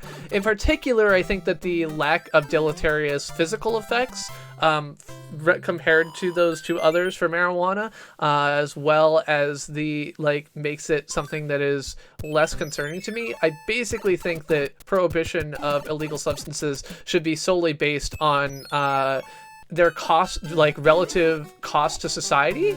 And so like I think that cocaine is no, and we talked about the heroin. I feel like at one point I was thinking maybe was concerning because of like the overall health costs of the opioids. Opioids is a problem, whereas like, you know, because of increased healthcare costs or increased strain on services or other things like that. I think Brad convinced me that most of my knowledge of drugs was just not good enough to make these kind of policy determinations. So I no longer stand necessarily by the things that I said, but that's my general principle, so.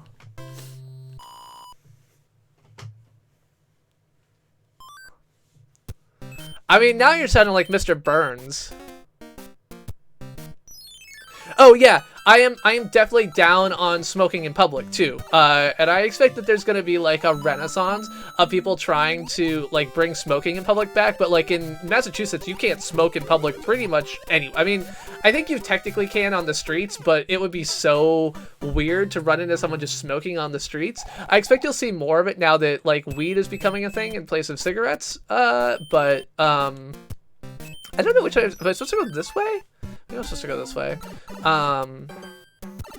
But yeah, like, I think that you should be able to, yeah, no, public spaces definitely shouldn't have it. And I'm a little bit mixed on, like, public parks or, like, open spaces. Like, that is, like, I'm torn because I think like, you can just go to a different place is, like, you know, something that's usually true, which makes me a little bit more torn on it. But definitely, like, any kind of public space, restaurants, bars, you know, hospitals, near hospitals, you know, having 100-foot setbacks in front of every building is totally, like, fine with me.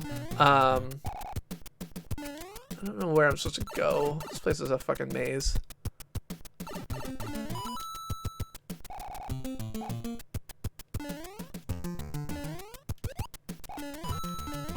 Even the smoking outside bars, Brad, has gone down a ton, like, in the past, like, 12 years that I've been here. Like, there's just way less of it. I mean, it's not that there's none, but it used to be, like, yeah, you would walk out of the bar, and you would be in this, like, giant cloud of smoke. And a lot of that has gone away. Like, there's just a lot less of it than there used to be. I don't know what I'm doing here.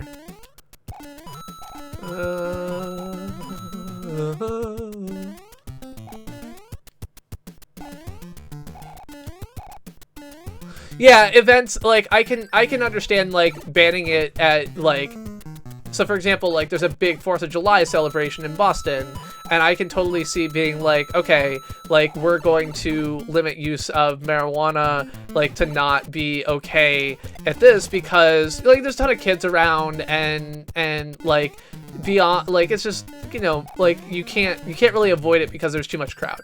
But, like, on a normal Sunday in, like, Boston Common, like, that doesn't bother me so much. I don't know. I haven't really thought about this much, so.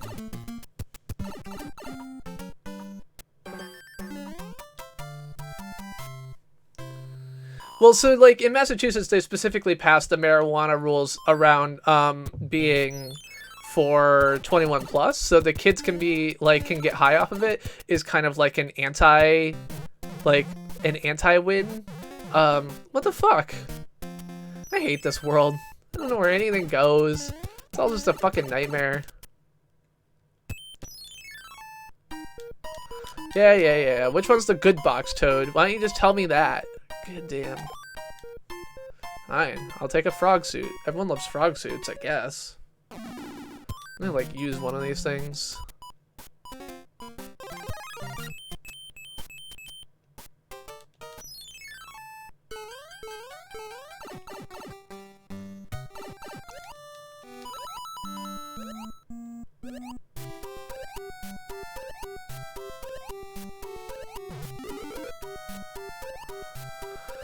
Not taking your silly fire flower. I'm a fucking frog.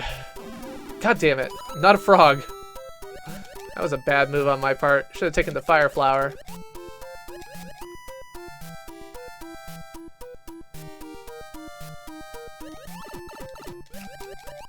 So yeah, I don't know. Public spaces, smoking in public spaces, I'm more meh about.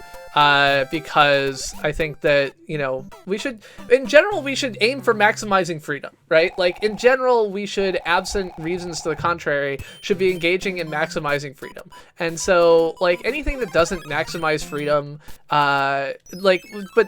without other like, if there's not other costs, like, obviously you have to consider both the pros and the cons. And like, that's what the whole God system's about, so.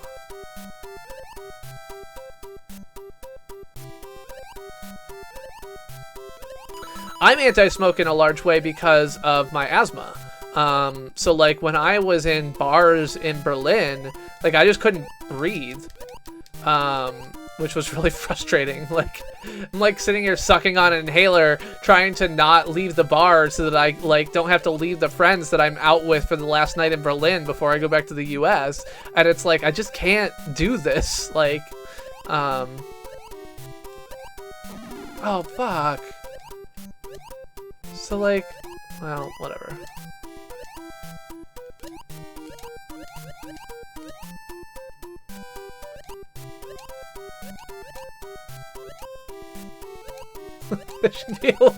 Is it okay to real cough though, Brad? Because I feel like the enforcement on that is hard. Like, I actually cough when people smoke near me.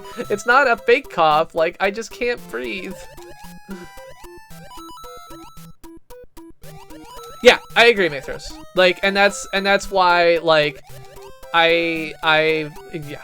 This is why setting public policy is hard and shouldn't be done via YouTube live stream. Alright, go away, red things. I need to get... Fuck you! God damn it.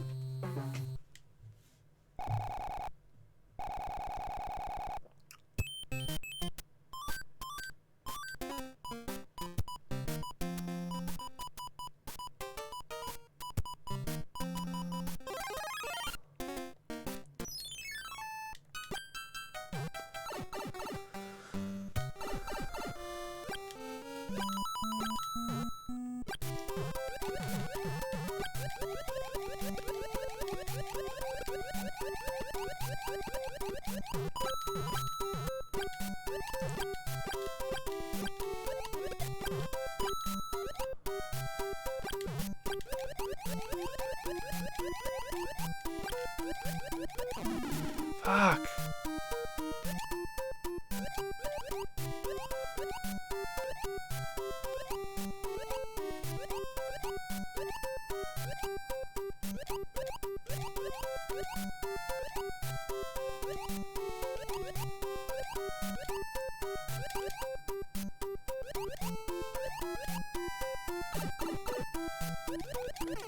Fuck!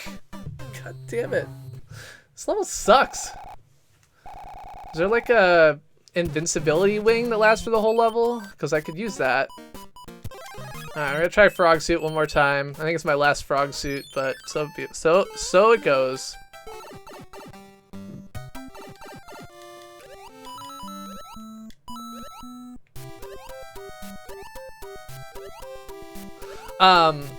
Yeah.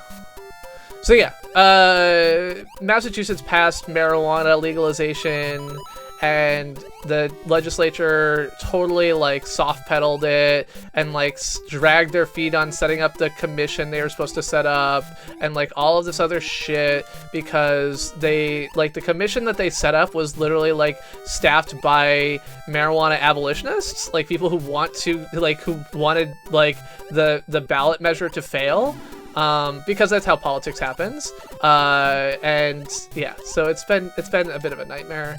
But apparently there's going to be legal weed in Massachusetts, like, sometime in the next couple of months, which is what they've been saying for like 3 years now. God damn it! I'm actually starting to get frustrated.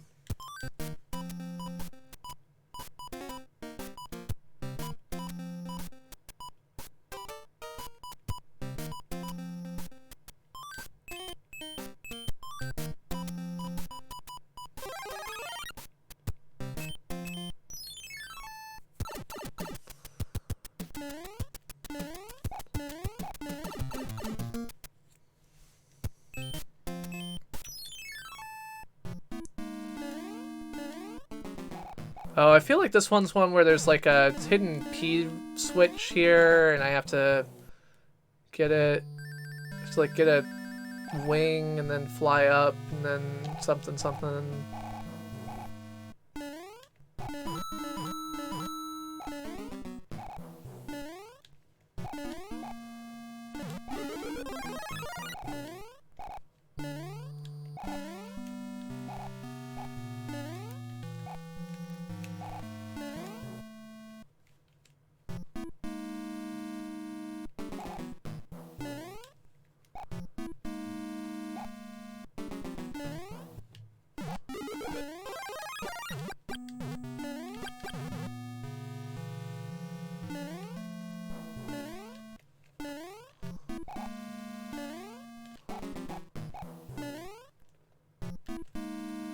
Hello, Emerald Hunter. You don't remember this level in Super Mario Brothers or something else?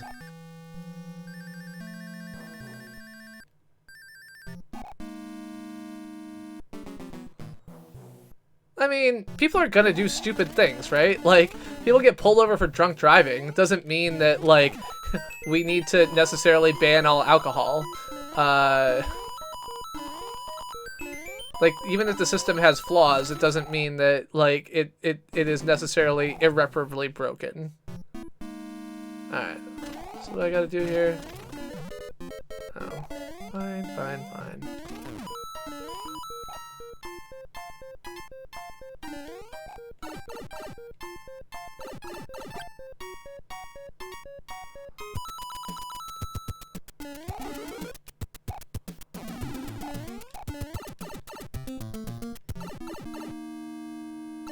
But yeah, overall, I mean, the other thing is that, like, illegal, like legalizing weed is also in the U.S. is a massive social justice issue, right? Because marijuana has long been associated, much more, like, is just, because everyone does it, it's strongly associated with a way to punish those criminally that you don't want to. So there's a huge component where it's just something that there's so many people in jail for unnecessarily in the US that it's impossible to talk about marijuana legalization without talking about the huge racial bias in how enforcement like leads to massively disjoint and inequitable, like, racial disparities in outcomes for you know, whites versus non-whites. So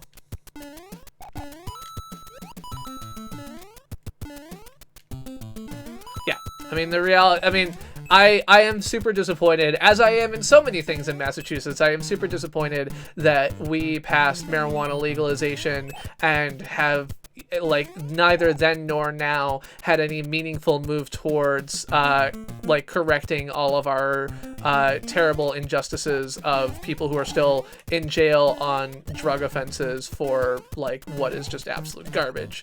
How do I... Okay. Sorry, I'm just a little bit confused here. And you know, as with all things, you know, I look at it and say, well, it would be really nice if we lived in a state that, like, actually was this blue bastion of perfection that everyone seems to think Massachusetts is, but we don't.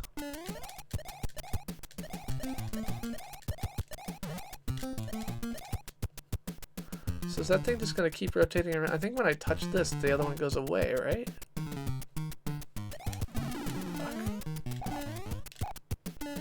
What am I missing here?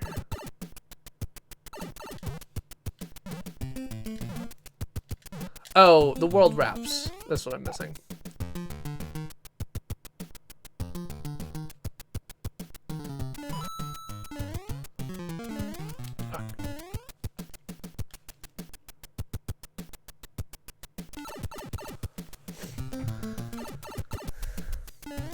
Things can be retroactively legal. It's called expungement. It's a common process. There are some states that have already started work on it, and there's no reason not to do it. Like, there is no reason to leave people in jail for something we've decided should have been legal, like, should be legal now or should have been legal. More importantly, from a moral perspective, that we have decided should have been legal in the first place. And that's part of where it being a component of, like, racial justice is coming from, is like, okay, it's not just that we've decided that pot should be legal now, it's that we decided it was never really harmful in the first place, and that's why we're legalizing it. It's not that, like, you know, the people who did it before were bad and the people who are doing it now are good. It's that both were fine. We just decided to be racist assholes about it for a long time.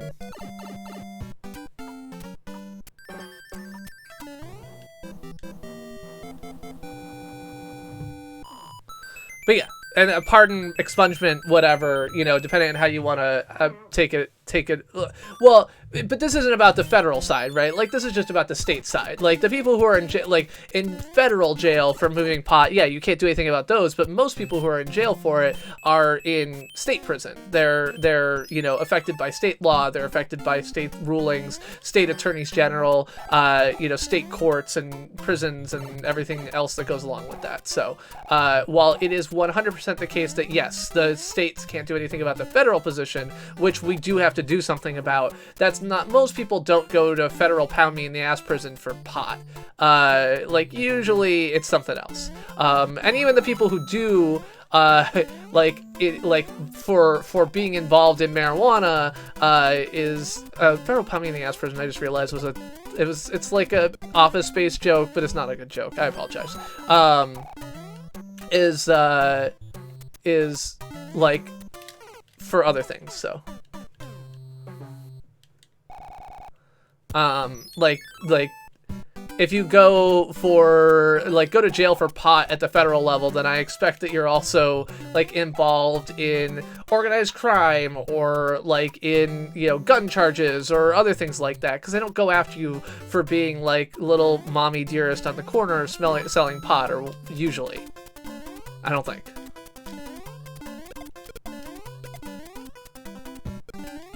But yeah, we need to legalize it at the federal level. Like, there's no question about that. Oy. In my mind. I mean, there's a question to Prop 420, but they're wrong. Hooah! That's what the people I was talking to today, who I was trying to encourage to vote for Tom Wolf in Pennsylvania as the governor of Pennsylvania. God damn it. Yeah, I mean, well, they're not, like, the legalizing of it, it's not that they're invalid laws, it's that they're, like, oh god, there's a word for this, like, they're preempted, they're federally preempted, but, yeah.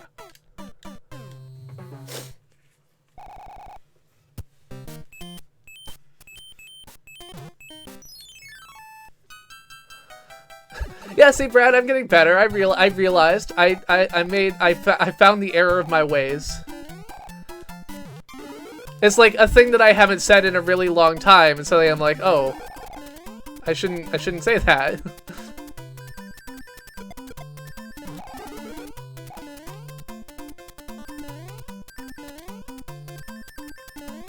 Fuck.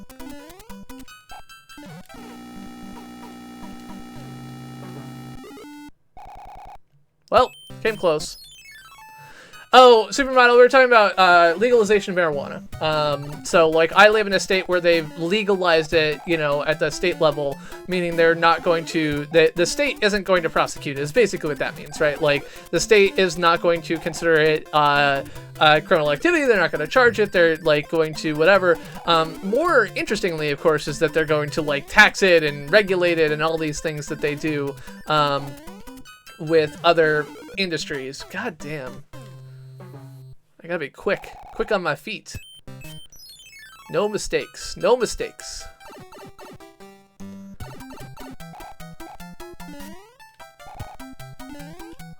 Levels are definitely getting harder now.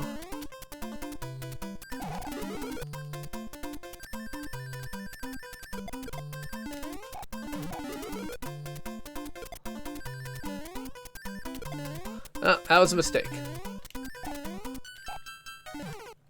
Yep. So yeah, so legalization of marijuana at the state level is an interesting thing because at the federal level it's still legal. The biggest effect of it being illegal at the federal level is, of course, that people can't, like, have bank accounts, because, like, you can't have a bank account that's engaging in something that's federally illegal, and all of the banks are pretty much, you know, they're all insured by the FDIC, and they're all, like, afraid to touch this stuff, which means that you get a situation where, like, they're unwilling to offer, you know, financial services to people. So, oh yeah, I am definitely. How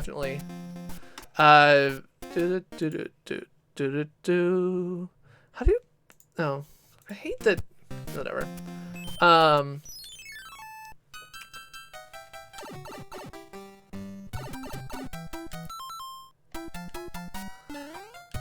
Well, so that's the big fear at the moment is that, like, well, I guess they haven't talked about doing it at the state level, right? Like, hey, dear states, you can't use your $1 billion in tax revenues from marijuana to fund schools. Like, you're gonna have to do something else. Like, it's a silly thing to think about, but it's like, I mean, with this government, God knows.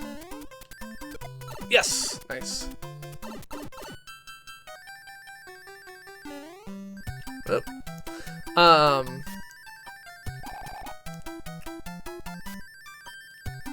But yeah, I mean, I think marijuana and just like marijuana can be used responsibly. Marijuana can be non-harmful. Marijuana can be like and legalizing marijuana gets rid of a whole bunch of like negative side effects in the world that I'm quite happy to remove from the world. So that's where my take goes, is like there's so many downsides of this that's the important reasons for legalization, and those don't apply everywhere. Also, it seems like it's generally like it's not very harmful, so I don't know. Like I said, I'm no policy expert of any kind. I'm just some asshole who talks on YouTube, so what do I know?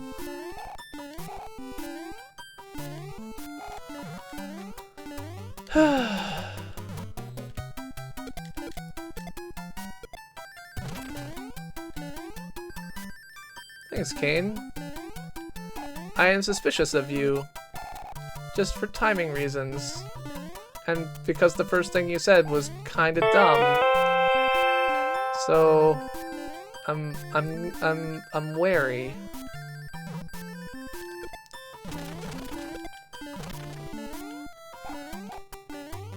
But yeah, and I'm also huge on taxing luxuries in order to pay for things. I think that, you know, in the same way that we should tax high income earners, we should also tax yeah,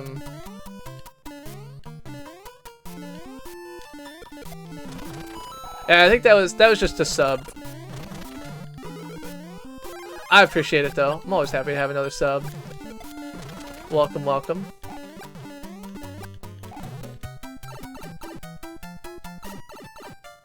Okay. I'm okay with YouTubers that love drinking water. No, Kane, you came in after someone was just being super racist and, like, said something that is, if sarcastic, is exactly the type of sarcastic comment I would make, and if not sarcastic, is exactly the kind of comment that I would associate with, like, badly behaved trolling. So, I get wary, that's all.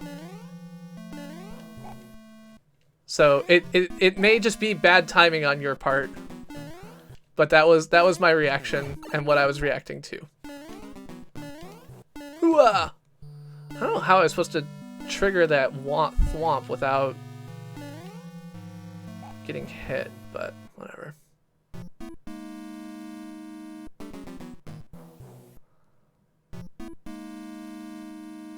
Alcohol enhances more lives than it destroys? Really? In what way does alcohol enhance lives? I mean, I use it as a crutch for my depression, so maybe I'm just missing the benefits. Am I in a loop? I feel like I'm in a loop.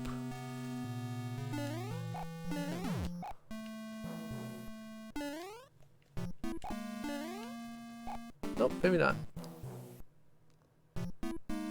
This guy's gonna pop up and eat me. Yep. Hey, look at that! Nice. Landed right on that lip. Oh god.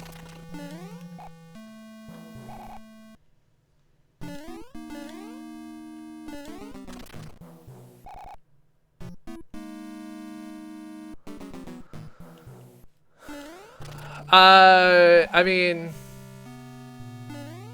I don't know which streamer you're thinking of, but I feel like that's the type of thing that can happen without alcohol.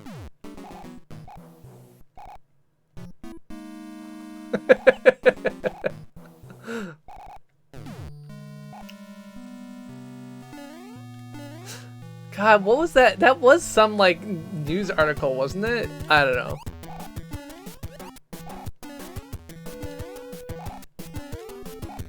don't know how to kill you. Alright, there we go. Let's drill. Okay. I feel like, but I thought it was based on, oh no, this was just like a drill imitates reality life thing that I saw at one point. Never mind. There was another tweet that was in the same variety.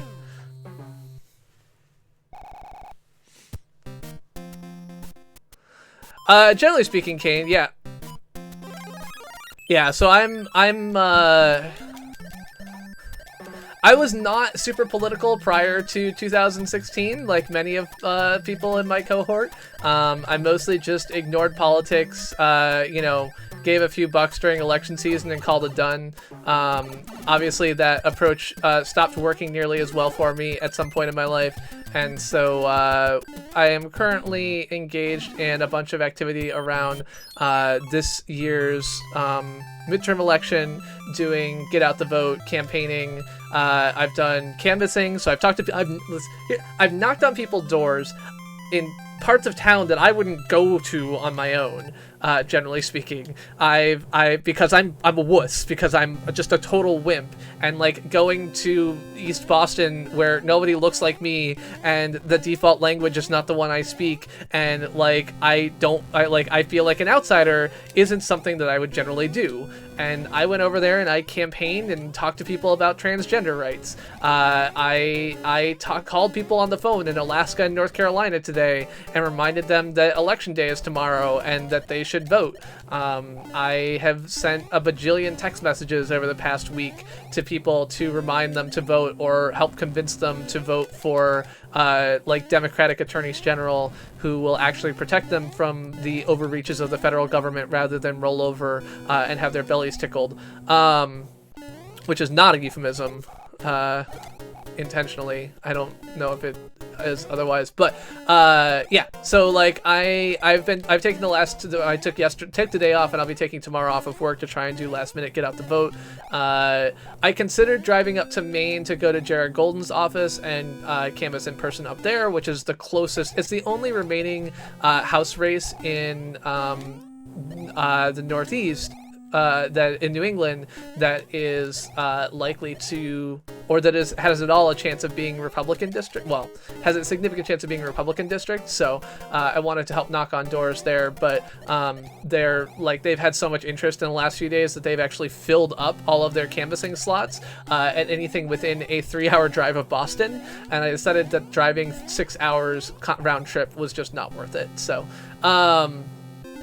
I hope that the folks who are up there are able to make it happen, but I just can't. I feel like I'd be better making calls for someone from down here for an extra 6 hours instead, so.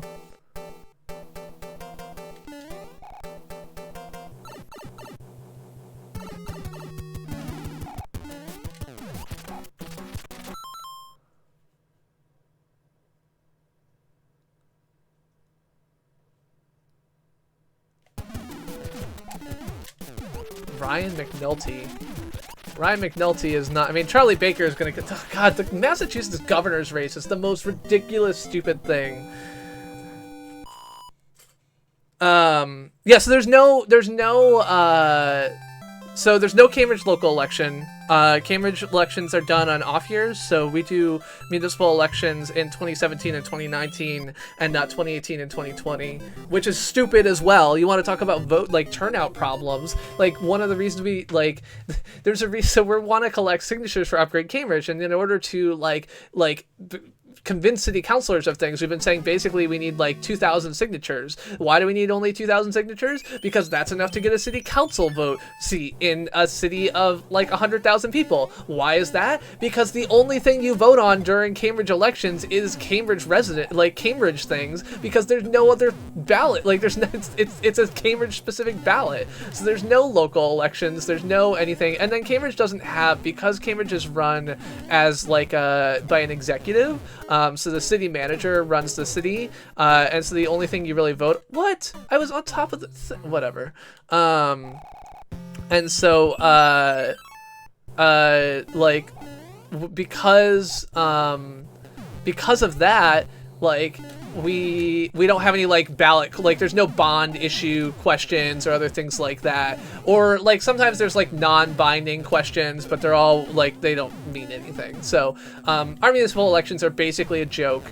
The only thing that's nice about them is at least we do engage in ranked choice voting. Unfortunately, like with the last election, there were 27 candidates for city council in Cambridge, and so we had like a 27 by 27 ranked choice grid that we had to fill out in order to vote. And it's like, I mean, you don't have to fill it all out, you only have to fill in the preferences but that you want to, but like you have the ability to order all of these candidates and then you have to try and fill in the bubbles correctly. Like, it's one of the few times where I'm like, okay, I really would have just rather had like a drag and drop computer screen. Like, I hate electronic voting as an idea because computers should come nowhere near democracy. I know too much about computers to think that's a good idea, but like in that case, please just give me a computer screen. Yeah, so no Cambridge elections, effectively no meaningful local like politics. Like, Liz Warren is a 99.9 to 1 chance to win her seat. She's running against Trump's campaign manager. The only really sad thing, though, is that our governor will still be a fucking Republican. And he's going to be a Republican because the House legislature in Massachusetts has done its absolute best to hide him from having any, like, things that look bad on him. And so as a result, like, he doesn't end up having to ever vote on anything that would look bad for him to veto, because the House Speaker, just despite the fact that there's a Democratic supermajority in the House, just does not bring anything to the table that would make our Republican governor look bad for vetoing. And I'm actually worried, like, he was in his first term and didn't want to, like, rock the boat too much. I am a little bit concerned because he, endorsed Trump's fucking campaign manager for Liz Warren's Senate seat. Like, I'm a little bit concerned that, like, he's going to engage in more things now because he's term limited. So now he's in his last term and he knows it, and so he has no, like, political capital that he needs to hold back anymore. So Mitt Romney was a like Charlie Baker is a he's Jeff Flake, right? Like, he's big on talk and shitty on deeds. So we had like this huge like community law about the Safe Communities Act that was about protecting immigrant families, and he like made everyone think he was going to sign it, then waited until the legislature was out of session so that nothing could be done about it, and then didn't sign it. There was like a 4-year-long like study and coalition of folks who were going to pass like Airbnb taxation regulations, and a bunch of cities like and he said he was going to sign it, so a bunch of cities didn't pass things because they were like, well, we don't want to have something that conflicts with the like the state level things, and we don't need to have we don't need to tax these things twice, locally and at the state level. And then like he went and didn't sign it, and again, like, this was like a multi-year long thing that he just like screwed the pooch on at the last fucking minute. And so now there's no Airbnb regulations. People are being like picked up by ICE and deported from fucking Massachusetts, like from the state where like he was like, oh, like, I will protect them, I will keep them safe, we're not going to let Trump do X, Y, and Z. And it's like, well, except that's exactly what you're doing. You are letting Trump do X, Y, and Z. So yeah. Yeah, so unfortunately the Democratic, like, he's literally going to win by the largest margin of any governor in the country. Like, he's up by 40 something points, and it's not because the Democrat is bad. Like, he's not, there's nothing special about him. He's just a like run-of-the-mill like Democrat, like whatever. But he's just not, like, the Democratic Party has put no effort into it. There's no money in the race. Like, most people in the state probably don't even fucking know his name, and there's no get out the vote. There's no anything. And like, I can look at a race that's like 5 points behind and be like, I can help influence that. I can look at a race that's like 10 points behind and be like, okay, with enough money, like, I can see how that could swing. Like, but I can't look at a race that's 42 points behind and say, that's where my energy should go. Like, that's what I should do here. Like, it's so fucking like, oh, nut jobby. Like, I'm just It's making me crazy. Jimmy McNulty. Campaign slogan. What the fuck did I do? Yeah, as soon as you said Ryan McNulty, it's exactly the thought I had. I was like, what the, like, why is there a joke about The Wire in my chat? But Justin and I just finished watching the season finale of The Deuce, so.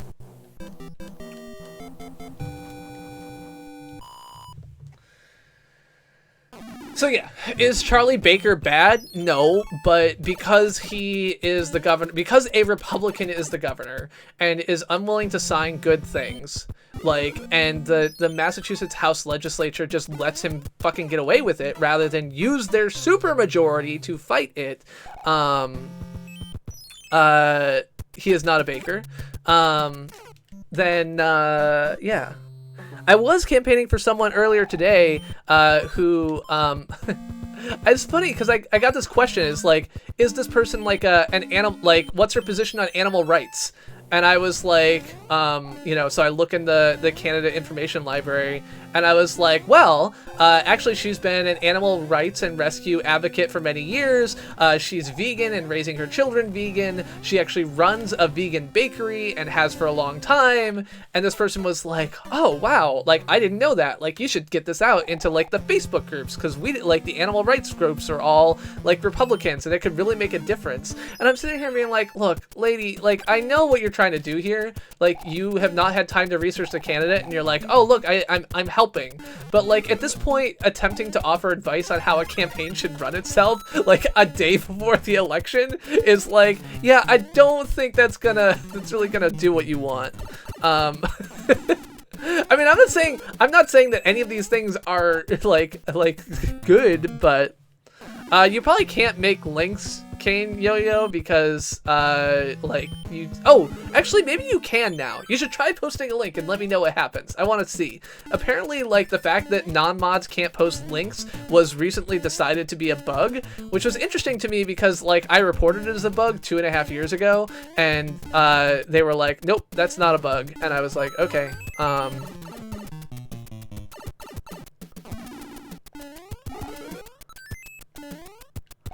But yes, you should try posting a link. Let me know if it works. Anyway, yeah, so he's not a baker. He's not a good guy. He's not a bad guy, but he's still a Republican. Like, he's not just a Republican. He's a Republican who endorsed, like, Trump's racist campaign manager in Massachusetts for Liz Warren's office. Like, he didn't even have the balls to be like, I can't support, like, because he's always being like, I can't support Trump, like, Trump, blah, blah, blah, like, I hate Trump, and I'll stand against everything Trump stands for. It's like, yeah, except for his campaign manager, apparently. Like, you'll campaign for that guy in a seat that he's never gonna win. He's polling at, like, 12%.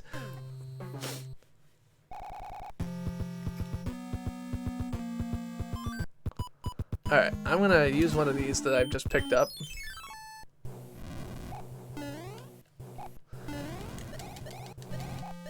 This whole stream has been CPG rant, Supermodel.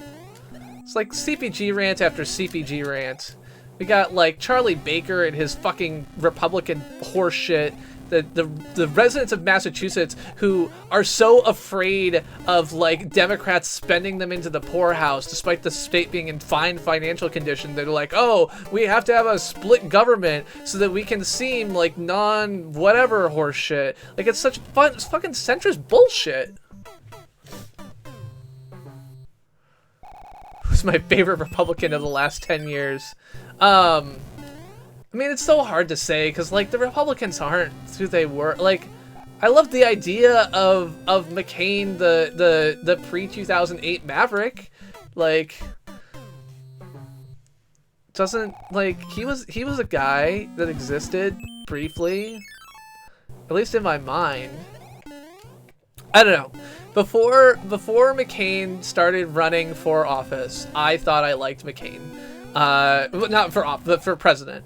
When he ran for president, he went into this, like, super, like, bullshitty, and like selecting Palin, like I've read a couple of articles that have made the claim that basically like selecting Palin was the ultimate like identity politics move. Like he thought he had figured out that the reason that Obama was winning was not because he like had a reasonable campaign, but because he was black. So he was like, aha, like Obama's winning because like he's black, and like and I'm gonna win because I picked the woman. And like, so just everything about that campaign ended up being like micromanaged horseshittery. It didn't work. Okay.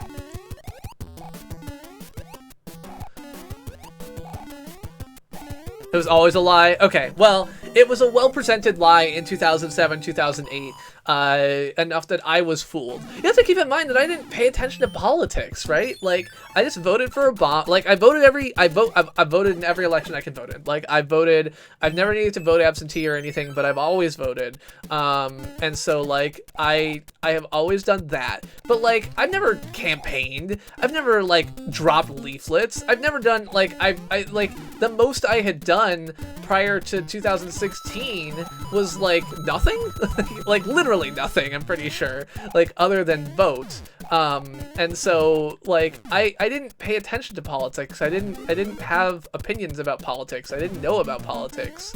Not to say that's good. I'm not defending that position because it was horseshit, but oh, Kane, you said you're in California. Are you a US resident? Are you over the age of 18? If so, what is your voting plan? Have you already voted like a lot of California people have?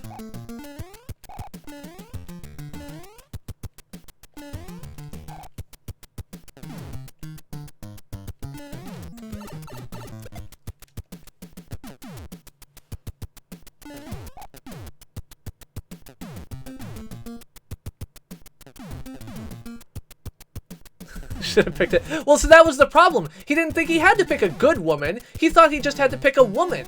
Like, he thought that Barack Obama was literally winning just because he was the black guy. Like, he didn't understand that there was, like, a movement there that mattered. And it's sad. Oh, come on. Okay.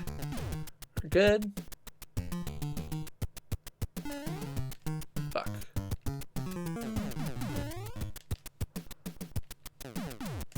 Oh. There we go. Because, like, regardless of what you think about Obama, and there's plenty to complain about in Obama's era, and plenty I did oh, I guess that's not entirely true. I did anti-war campaigning stuff in the way that, like, stupid asshole college kids do when I was at UIUC. Because UIUC, like, the Iraq War started on my birthday. Like, I was gonna go out for my birthday. Like, technically the date that it started is the 20th, because it started in Iraq. But that was, like, the evening of my birthday. And so, like, I was supposed to go out with friends for my birthday, and, like, instead we started a war and, like, bombed the shit out of like, Baghdad. And so, like, I spent the night doing that, and so, like, that moment had, like, a strong, like, one, fucking up my birthday, man, like, that's just not cool, but also, like, because I was at college and had all these people who were around me, I got, like, kind of involved like that, so.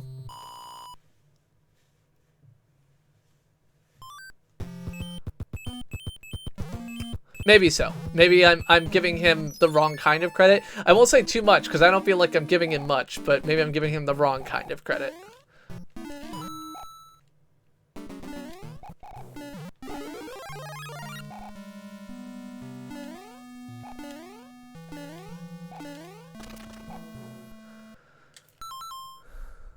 So Kane Yo-Yo, have you voted already? And if not, what is your plan to vote? You dropping something off tomorrow? Getting an I voted sticker. I got an I voted sticker and then I didn't even bother to put it on. California love. That's a song.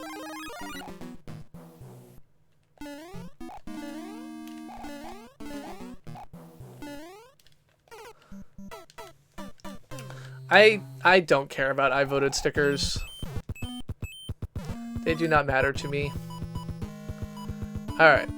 So how many leaves do I have? I have 2 leaves, and I have a bear suit. Let's put on the bear suit.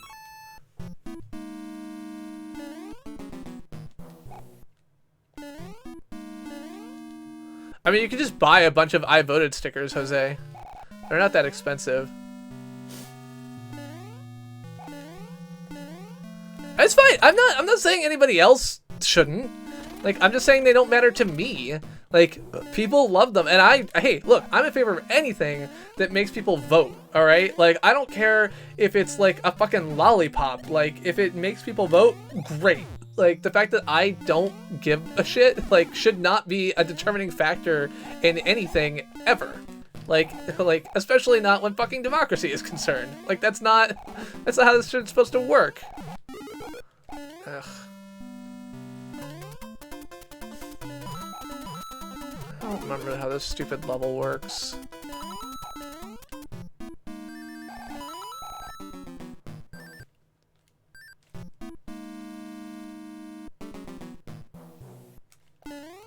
Fuck.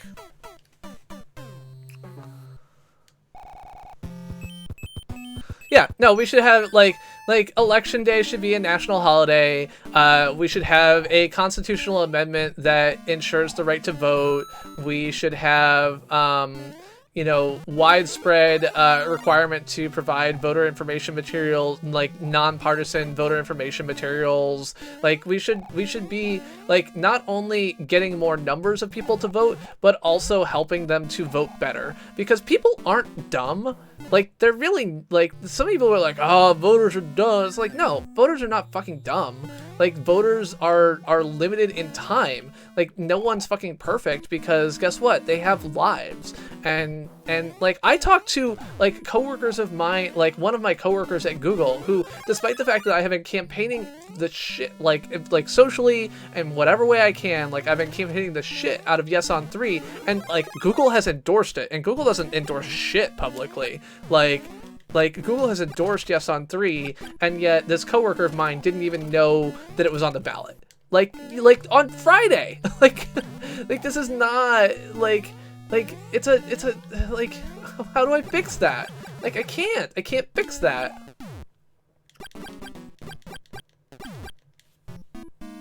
Have I ever been to Long Beach? Have I been to Long Beach? I don't believe so.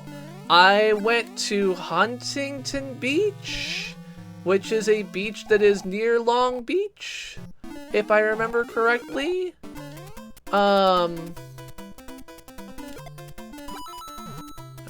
this.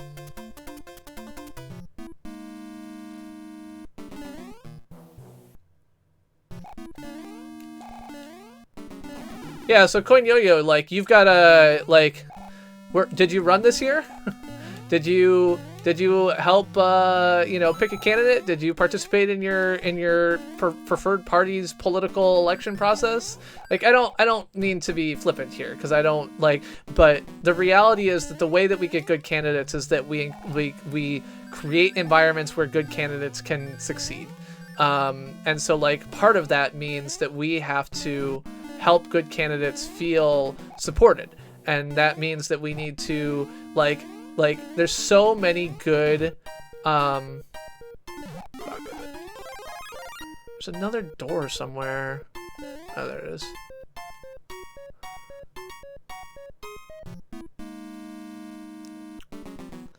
Like, sending, like, you know, knocking doors for candidates in the primary. Like, and this is one of the things that Macmillan from my Discord server was making an argument about. He basically said, like, the way that you get people who look like what you want is you become the kind of person who helps get people what you want, or something along those lines. Hold on, let me find it real quick, because he actually said it better. Yeah, so here's the, oh, god damn it, why does that open in Twitter? God damn. Why do I even have a Twitter app on my Windows machine? Like, why is that a thing? Like, that should not be a thing. I need to figure out how to uninstall that. There we go.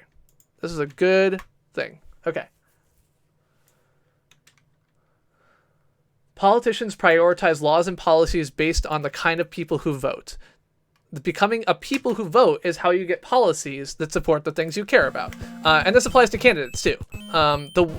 If you change the electorate, if you become the type of person who shows up to vote, and not just shows up to vote like once a year, but shows up to vote in primaries, and shows up to express opinions when they're meaningful, and shows up to do all of these things, and like helps knock doors or make phone calls or do any of these other things, like that's how you get the candidates that are better. Like you get better candidates by convincing better candidates that they have a chance of winning by showing up for them when they're like small and nobody.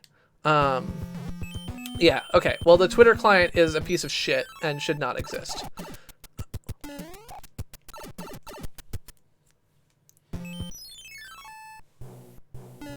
I am surprised, given how, like, I literally died, like, 3 times in the first 2 worlds that I was playing this. Like, that is how off-kilter I am. Like, I can usually play through those things, like, with my eye shot. I died twice in the first world. Not just once, but twice in the first, not in the first world, in the first level of Super Mario Bros. 3. And, like, here I am, coming, like, decently close to the end of the game. Like, I'm impressed that I was able to recover that. It's probably a good sign. I definitely spent a big chunk of yesterday being effectively in, like, minor panic attack mode, so.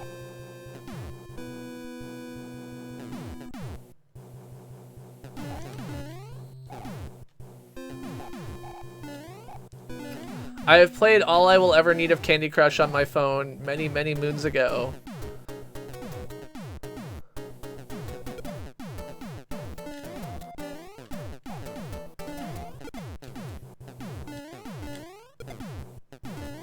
I am, no, Mark, not even close. I'm drinking enough water, though. Given that I am, like, literally, like, dreaming of making phone calls for candidates in states that I have never spent any time in and have spent no time campaigning for, I think that I am doing, pretty much as badly as you would expect, given that description. It's terrible. It's terrible. I'm not doing well at all. I am absolutely in shit shape, and have let myself completely succumb to a terrible reality that I should never have done that. So I spent, you know, a bunch of time yesterday in a low-grade panic attack. It's just, everything is pretty terrible. Oh, seriously? I didn't think that would hit me. Alright, well. The more you know. I will probably not beat the game on this run through. Yep.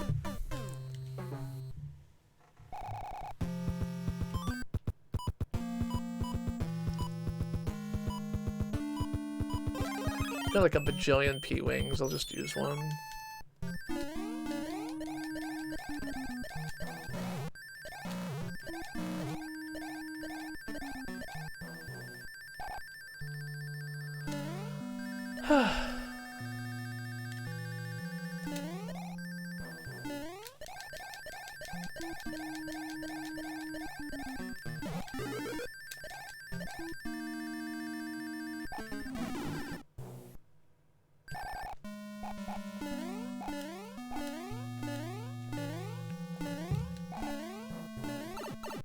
God damn it.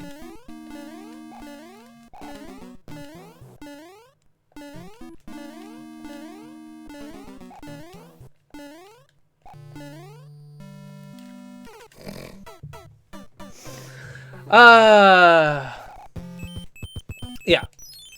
So I'm doing poorly. And it's all my fault.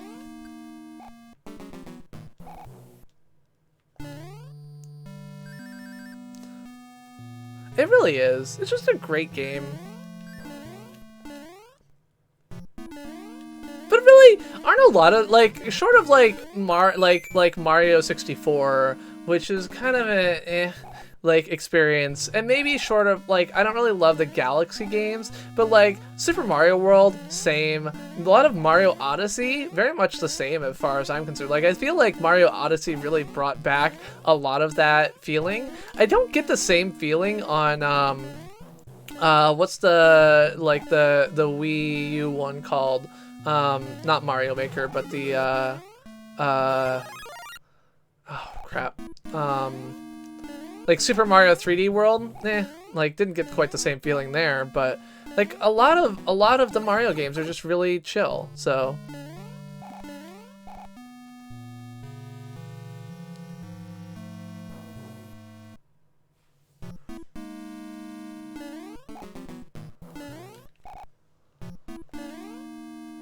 fuck.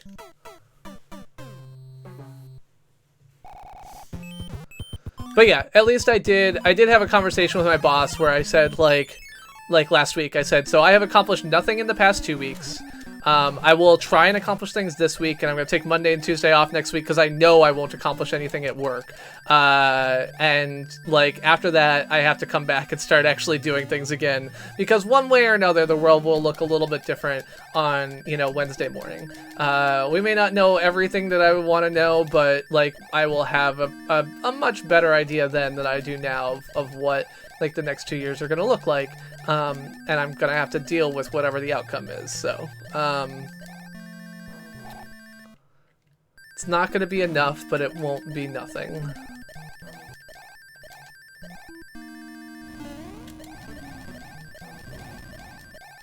But yeah, and then I had talked to my therapist and was like, this is not, I'm not in good shape. Come at me, Bowser.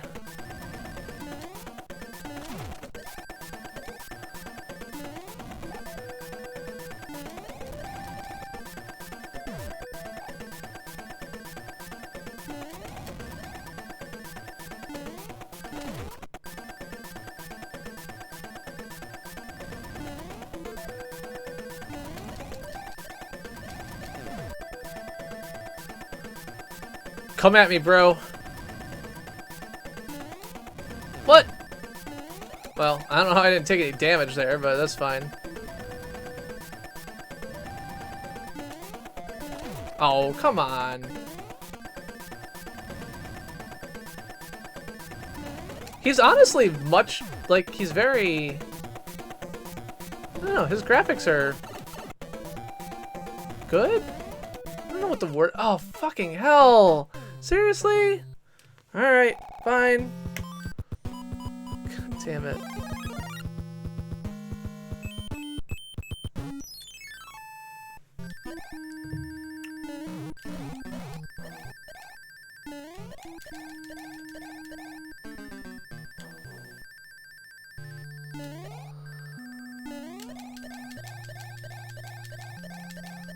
Yeah, I mean, like, even beyond sales, I think that, like, Mario 64 was an interesting technical achievement because it was the first of its kind, but in a way that was, like, it was too early. And I don't know why that wasn't true of, like, Mario, Super Mario World, like, Mario 1, Super Mario World, like, Super Mario, like, Odyssey. By that point, like, people figured out how to do 3D platforming, but, like, Super Mario Brothers 1, 2, 3... like, are all really early in that genre and are still great, and yet they don't have some of the same problems of, I mean, maybe the N64 thing was just like, it was different enough that it wasn't, I don't know.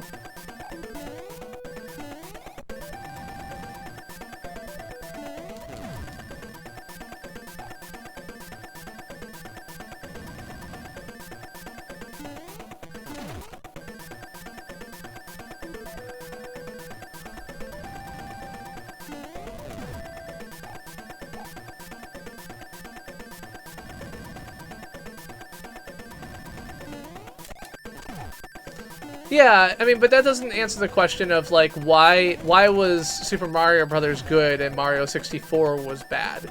Like, by Mario 64, they had to know the limitations of their platform. I don't know. It's just weird.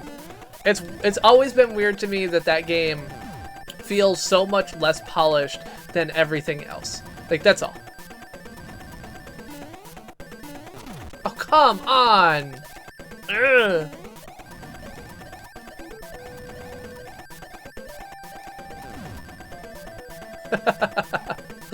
That's great, AWOL. There you You know, get the fuck out of here, Bowser. By the way, if you jump into the middle now, you lose. Learn that, so don't do that. Like, you stand here, and the door opens, and you can still lose at this point. Hello, Raven's Dolphin. Hey, well, have you dropped off your ballot yet?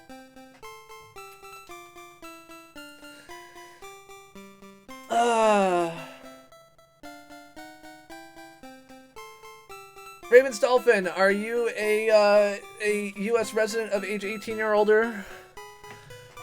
And if so, what is your plan for voting? Our princess is in another castle. Ha ha ha ha, bye bye. You will vote! When are you gonna vote, Raven's Dolphin?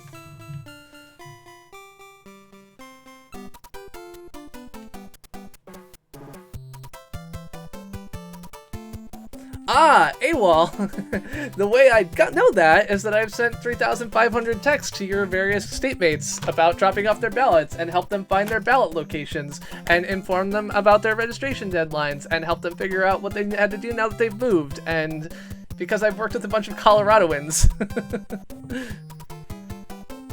Tomorrow early, great. That's right, yes. If you say anything in chat, you're going to get harassed about voting. Yeah, no, I've been doing text banking for Phil Weiser's AG race in Colorado, along with a bunch of other AG races, and so I have learned a lot about the various voting rules in North Carolina, Michigan, Arkansas, Colorado, Illinois, etc. Yep. Yeah. Yeah, no, our message for Phil, what does it look like?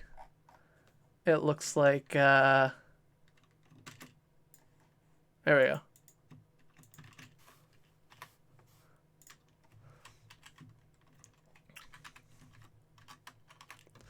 But yeah, I did help some people who, like, that's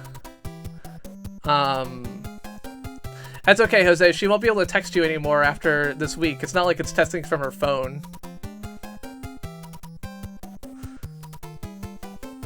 So, if you got a message from Chris, like, that looked like that.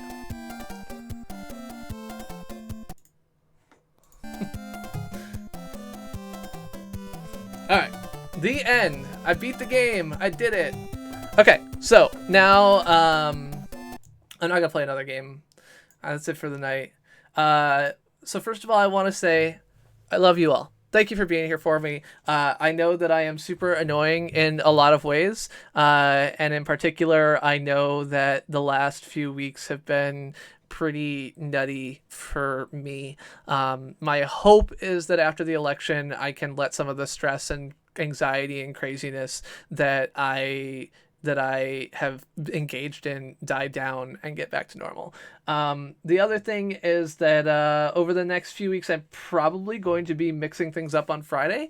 In particular, I think this Friday, I'm going to do something which is kind of stupid, and you may not enjoy it all. But my basement is a nightmare. It's just like stuff everywhere. But like the stuff is like includes the detritus of like 3 years of like half forgotten hobbies combined with like detritus of like my computer builds and like all this other shit. So I'm gonna bring a camera and streaming machine down to the basement and set up some lights, and on Friday I'm gonna clean up the basement and you'll get to see all kinds of shit that I have left behind. Yes, the kitty said hello and now she's off in the corner.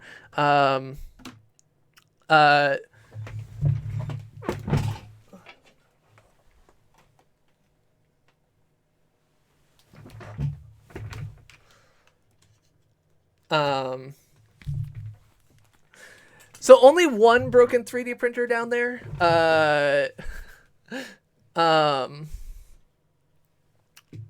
Yeah, no, I do have recordings of me cleaning out my office wearing my sequin dress, but yes, there you go, kitty. Yes, you have seen it. Well, so you saw a basement moving time lapse is what you saw before, and so now that I am in the new place, you know, it's different. Yeah, well, so this is actually pretty decent now because I had to clean up. Because I had my a friend who stayed here this last week, and so I actually had to kind of take and consolidate a bunch of my stuff. So that like green bag over there is where all of my rainbow stuff is. I've got all of my other like non-rainbow drag stuff over here. You can see like a bonus power supply. I've got my wig. Like it's becoming quickly becoming a mess again, like full of all of this like random shit. But yeah. Oh, what happened to the kitty's? Okay, so the kitty is not her paw. Her entire leg, right after PAX East, like her entire leg just lost all of its fur for like 6 months. Like for I took her to the vet, and the vet was like, well, maybe it's like fleas, but like I didn't treat her for fleas, and there's no like the other cats. We have two other cats in the house that like don't have fleas. And so like yeah, so like her whole like all of her legs like just lost all of their fur for absolutely no reason. So yeah. Hi Anna. Hi. Hello. But yeah, so Friday will be cleaning out basement stream. The Friday after that will probably be Lego build of Saturn V rocket stream. And yeah, so that's you can see like that back leg there. Uh, and it happened to like three of there's one leg I think that was less affected, but like it happened to like all of her legs. And her belly has always been oh yes, the green bag over there is just like what I had handy, but that's my rainbow shit bag at the moment. Um yeah. Yeah. So cleaning up basement stream this Friday, putting together Legos next Friday, uh and after that we'll see how it goes. I'm There's a bunch of other modern games that I want to play too, but I'm just trying to like clean up my life a little bit, in a way that I have not been doing enough of recently. So that's gonna be that. I mean, I don't know if I'll do the dress. It's it's a thing I can consider, but um, please vote. I really want people to vote because I think they should. Even if you don't think it matters, like I said, the only way that we get things closer to what we want is to make it seem to people who depend on voters that the voters that are like us exist. Um, and I know there's plenty of people in this stream who I don't see eye to eye with, but I also think that there's relatively few people in this stream who feel like they're best represented by a bunch of like 60 to 80-year-old white guys who've been in power for the past 30 years. Who have made themselves multimillionaires largely by bilking the American people. I just don't think that's representative of what people want. So even if you vote Republican, which you shouldn't, really shouldn't, but even if you do, like, just vote. Just please vote. Um, and yes, Jose gave you a link to be informed. Ballotopedia is so Vote Save America is good because it asks for your address and then gives you like a much more comprehensive view. Ballotopedia is kind of hard to navigate if you're not willing to do a bunch of digging. So I yeah. They're moderate now. Well, it's kind of funny because in Alaska, the Democratic candidate is running as an independent. Like, I don't fully understand that, but like in her call script, I'm identifying her as an independent, and I had to look up. I was like, wait, am I campaigning for the right person? And it turned out there's a Democrat and a Republican on the ballot, but the Democrat is like her title is independent, which is makes sense because she's running in a district that like went for Trump by 15 points. Like she's in a heavily Republican district, but yeah. So like I don't know, like and again, if you need help understanding your ballot, if you have ballot questions, if you need help finding a ballot, if you have questions on like what something means, I am happy to answer questions in a nonpartisan way and give you opinions. I will also be happy to give you what I would do if you want that, but I don't have to. Like please vote. Like, even if you vote against what I would, please vote. Um, and yeah. I am sorry to those who have been inundated with text messages. I think it's unfortunate. It's an unfortunate side effect of our system that we have no good means of centralized communication with most people that is effective. And because there's not a culture of voting in this country, get out the vote efforts become imperative in order to maximize representation. And maximizing representation is how we get better outcomes. Um, I think that, like, I am perfectly happy to encourage Republicans or independents, or anyone to go vote, because I think that even if you go and check a random box, like, at least it'll be a random distribution instead of just evil. Um, yeah. Well, what? How did you? If you're interested, if you're willing to share, I'd be curious on how you voted on 112. Um, because that's one that I didn't look into it enough to form an opinion, but I'm pretty sure that I would be whichever one is the more aggressive one on 112, which I think is yes, like vote yes to make things happen. That's what I want. Because I feel like the no vote here seems to be heavily towards like industry stuff. So yeah, well, so I mean, I think the reality is, for voting, we need something that is we absolutely need to find ways to integrate ranked choice voting. I think that we should have real third party choice. I think that we should have like something, and I like ranked choice voting may not solve the problem at the national level, because like caucuses in Congress will still be a fucking disaster, and so like none of this will work. But um, I didn't see 74, so I'm not sure. 112 was the fracking like setbacks, I think. Um, but like I said, I didn't dig into it significantly. Just like from a brief read, where like, because I was literally copy pasting things out of the candidate like responses, and Phil Weiser is no on 112 because he thinks it's too like aggressive and won't like stop the environmental thing or whatever. Um, so I have not, I don't know about 74 because I didn't get asked about it, but um, yeah. Uh, but yeah. So please vote. If you can't get a ride, if you can't get over there, if you find out like, you can't make it, like do whatever you can. Oh, that's interesting. Okay, so like if 112 passes and all of these oil and gas companies get like, did they put that on the ballot because they saw 112 coming? Because the number's backwards then. Like, that would seem weird, but it definitely feels like we saw this coming down the pike, so we'll put something on the ballot in case we get screwed, then we'll screw the state. Um, oh yeah, Brexit's a fucking disaster, and wow. Okay, well, that would be hard then. I would have to, like, that's a huge tactical thing. Like, okay, if I vote yes on 112 and 74 passes, like then the state is screwed. If I vote no on 112 and 74 fails, I'm going to feel really stupid because 112 seems like a like important thing. Um I don't know. That would be a shitty.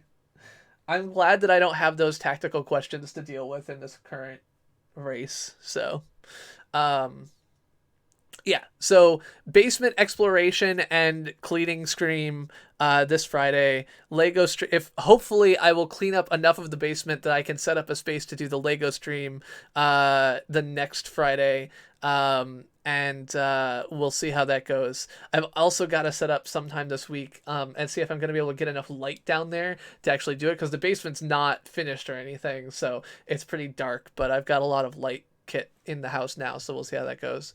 But yeah, to anyone who I have yelled at, upset, angered, snarked, whatever for the past few weeks, especially, I apologize. For anyone who I've ever done that with, of course, I also apologize, unless you really deserved it, but most of you don't. So, um, I don't know, Org. That's a good question. I don't have a good answer for that. So I've got a sample ballot link. I haven't dug all the way through it, but I'll find one, and I probably won't do it this week because after tomorrow I'll probably just like collapse and like not, hopefully not think about politics stuff for a little while. But I definitely am totally willing to go back and dig in that. You've already voted, so I won't do it for you now. But yeah, there will maybe be spiders. There definitely are spiders down there. So. Um, yeah. I don't know. Any questions? Anything you guys want to know from anything you all want to know from me? Anything I can help with before I go to bed?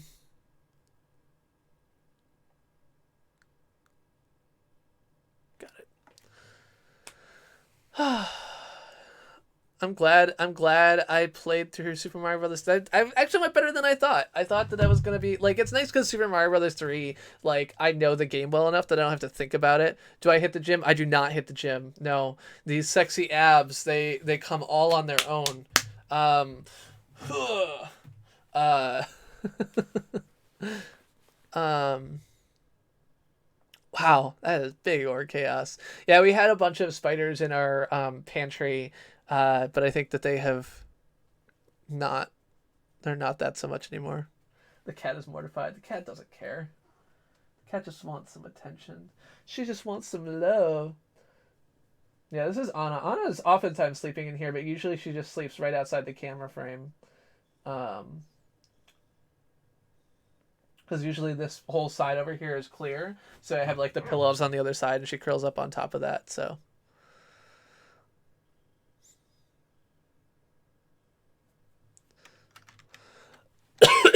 Oh my. Sorry. Yeah, so the Google logo that Leif is talking about, for the record, is not going to... hold on one second. Looks like that. No, Supermodel. I would not like to start hitting the gym. Favorite rapper, Eminem, is the only white one, right? I honestly don't have a favorite rapper because I don't know much about rap. Eminem is like the one rapper I know because he was, synonymous with growing up in the suburbs in the like mid 90s. Is there like a link here? Does it take you to somewhere?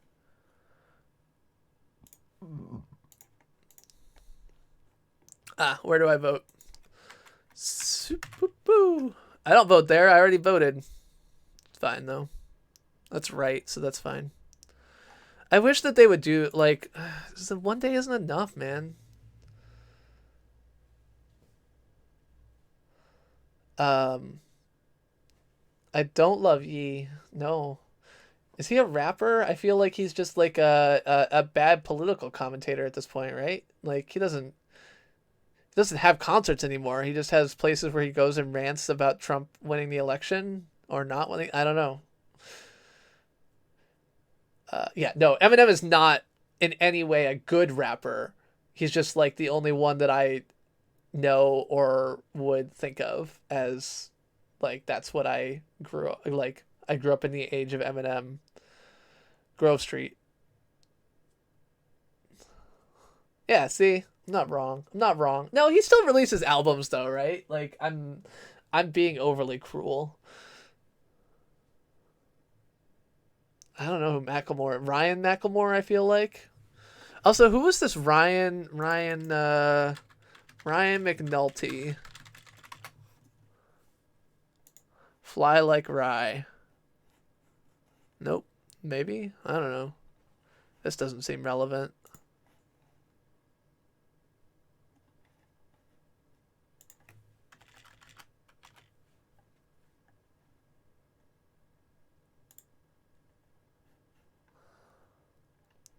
I mean, I guess this guy's like a YouTuber.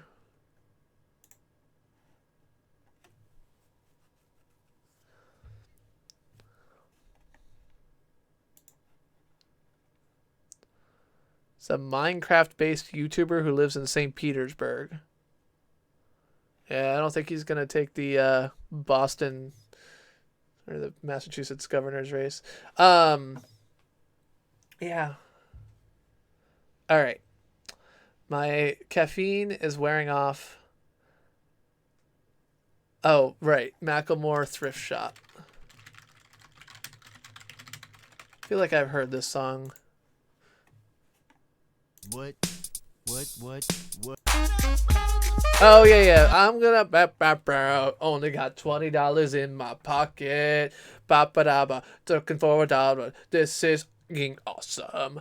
I'm gonna only got $20 in my pocket. Ba-ba-da-ba. Looking for $1. This is fucking awesome. Yeah. Um. Yeah, I'm not playing. I don't want my whole video to get like blocked, so I'm not playing shit. But I do know that song.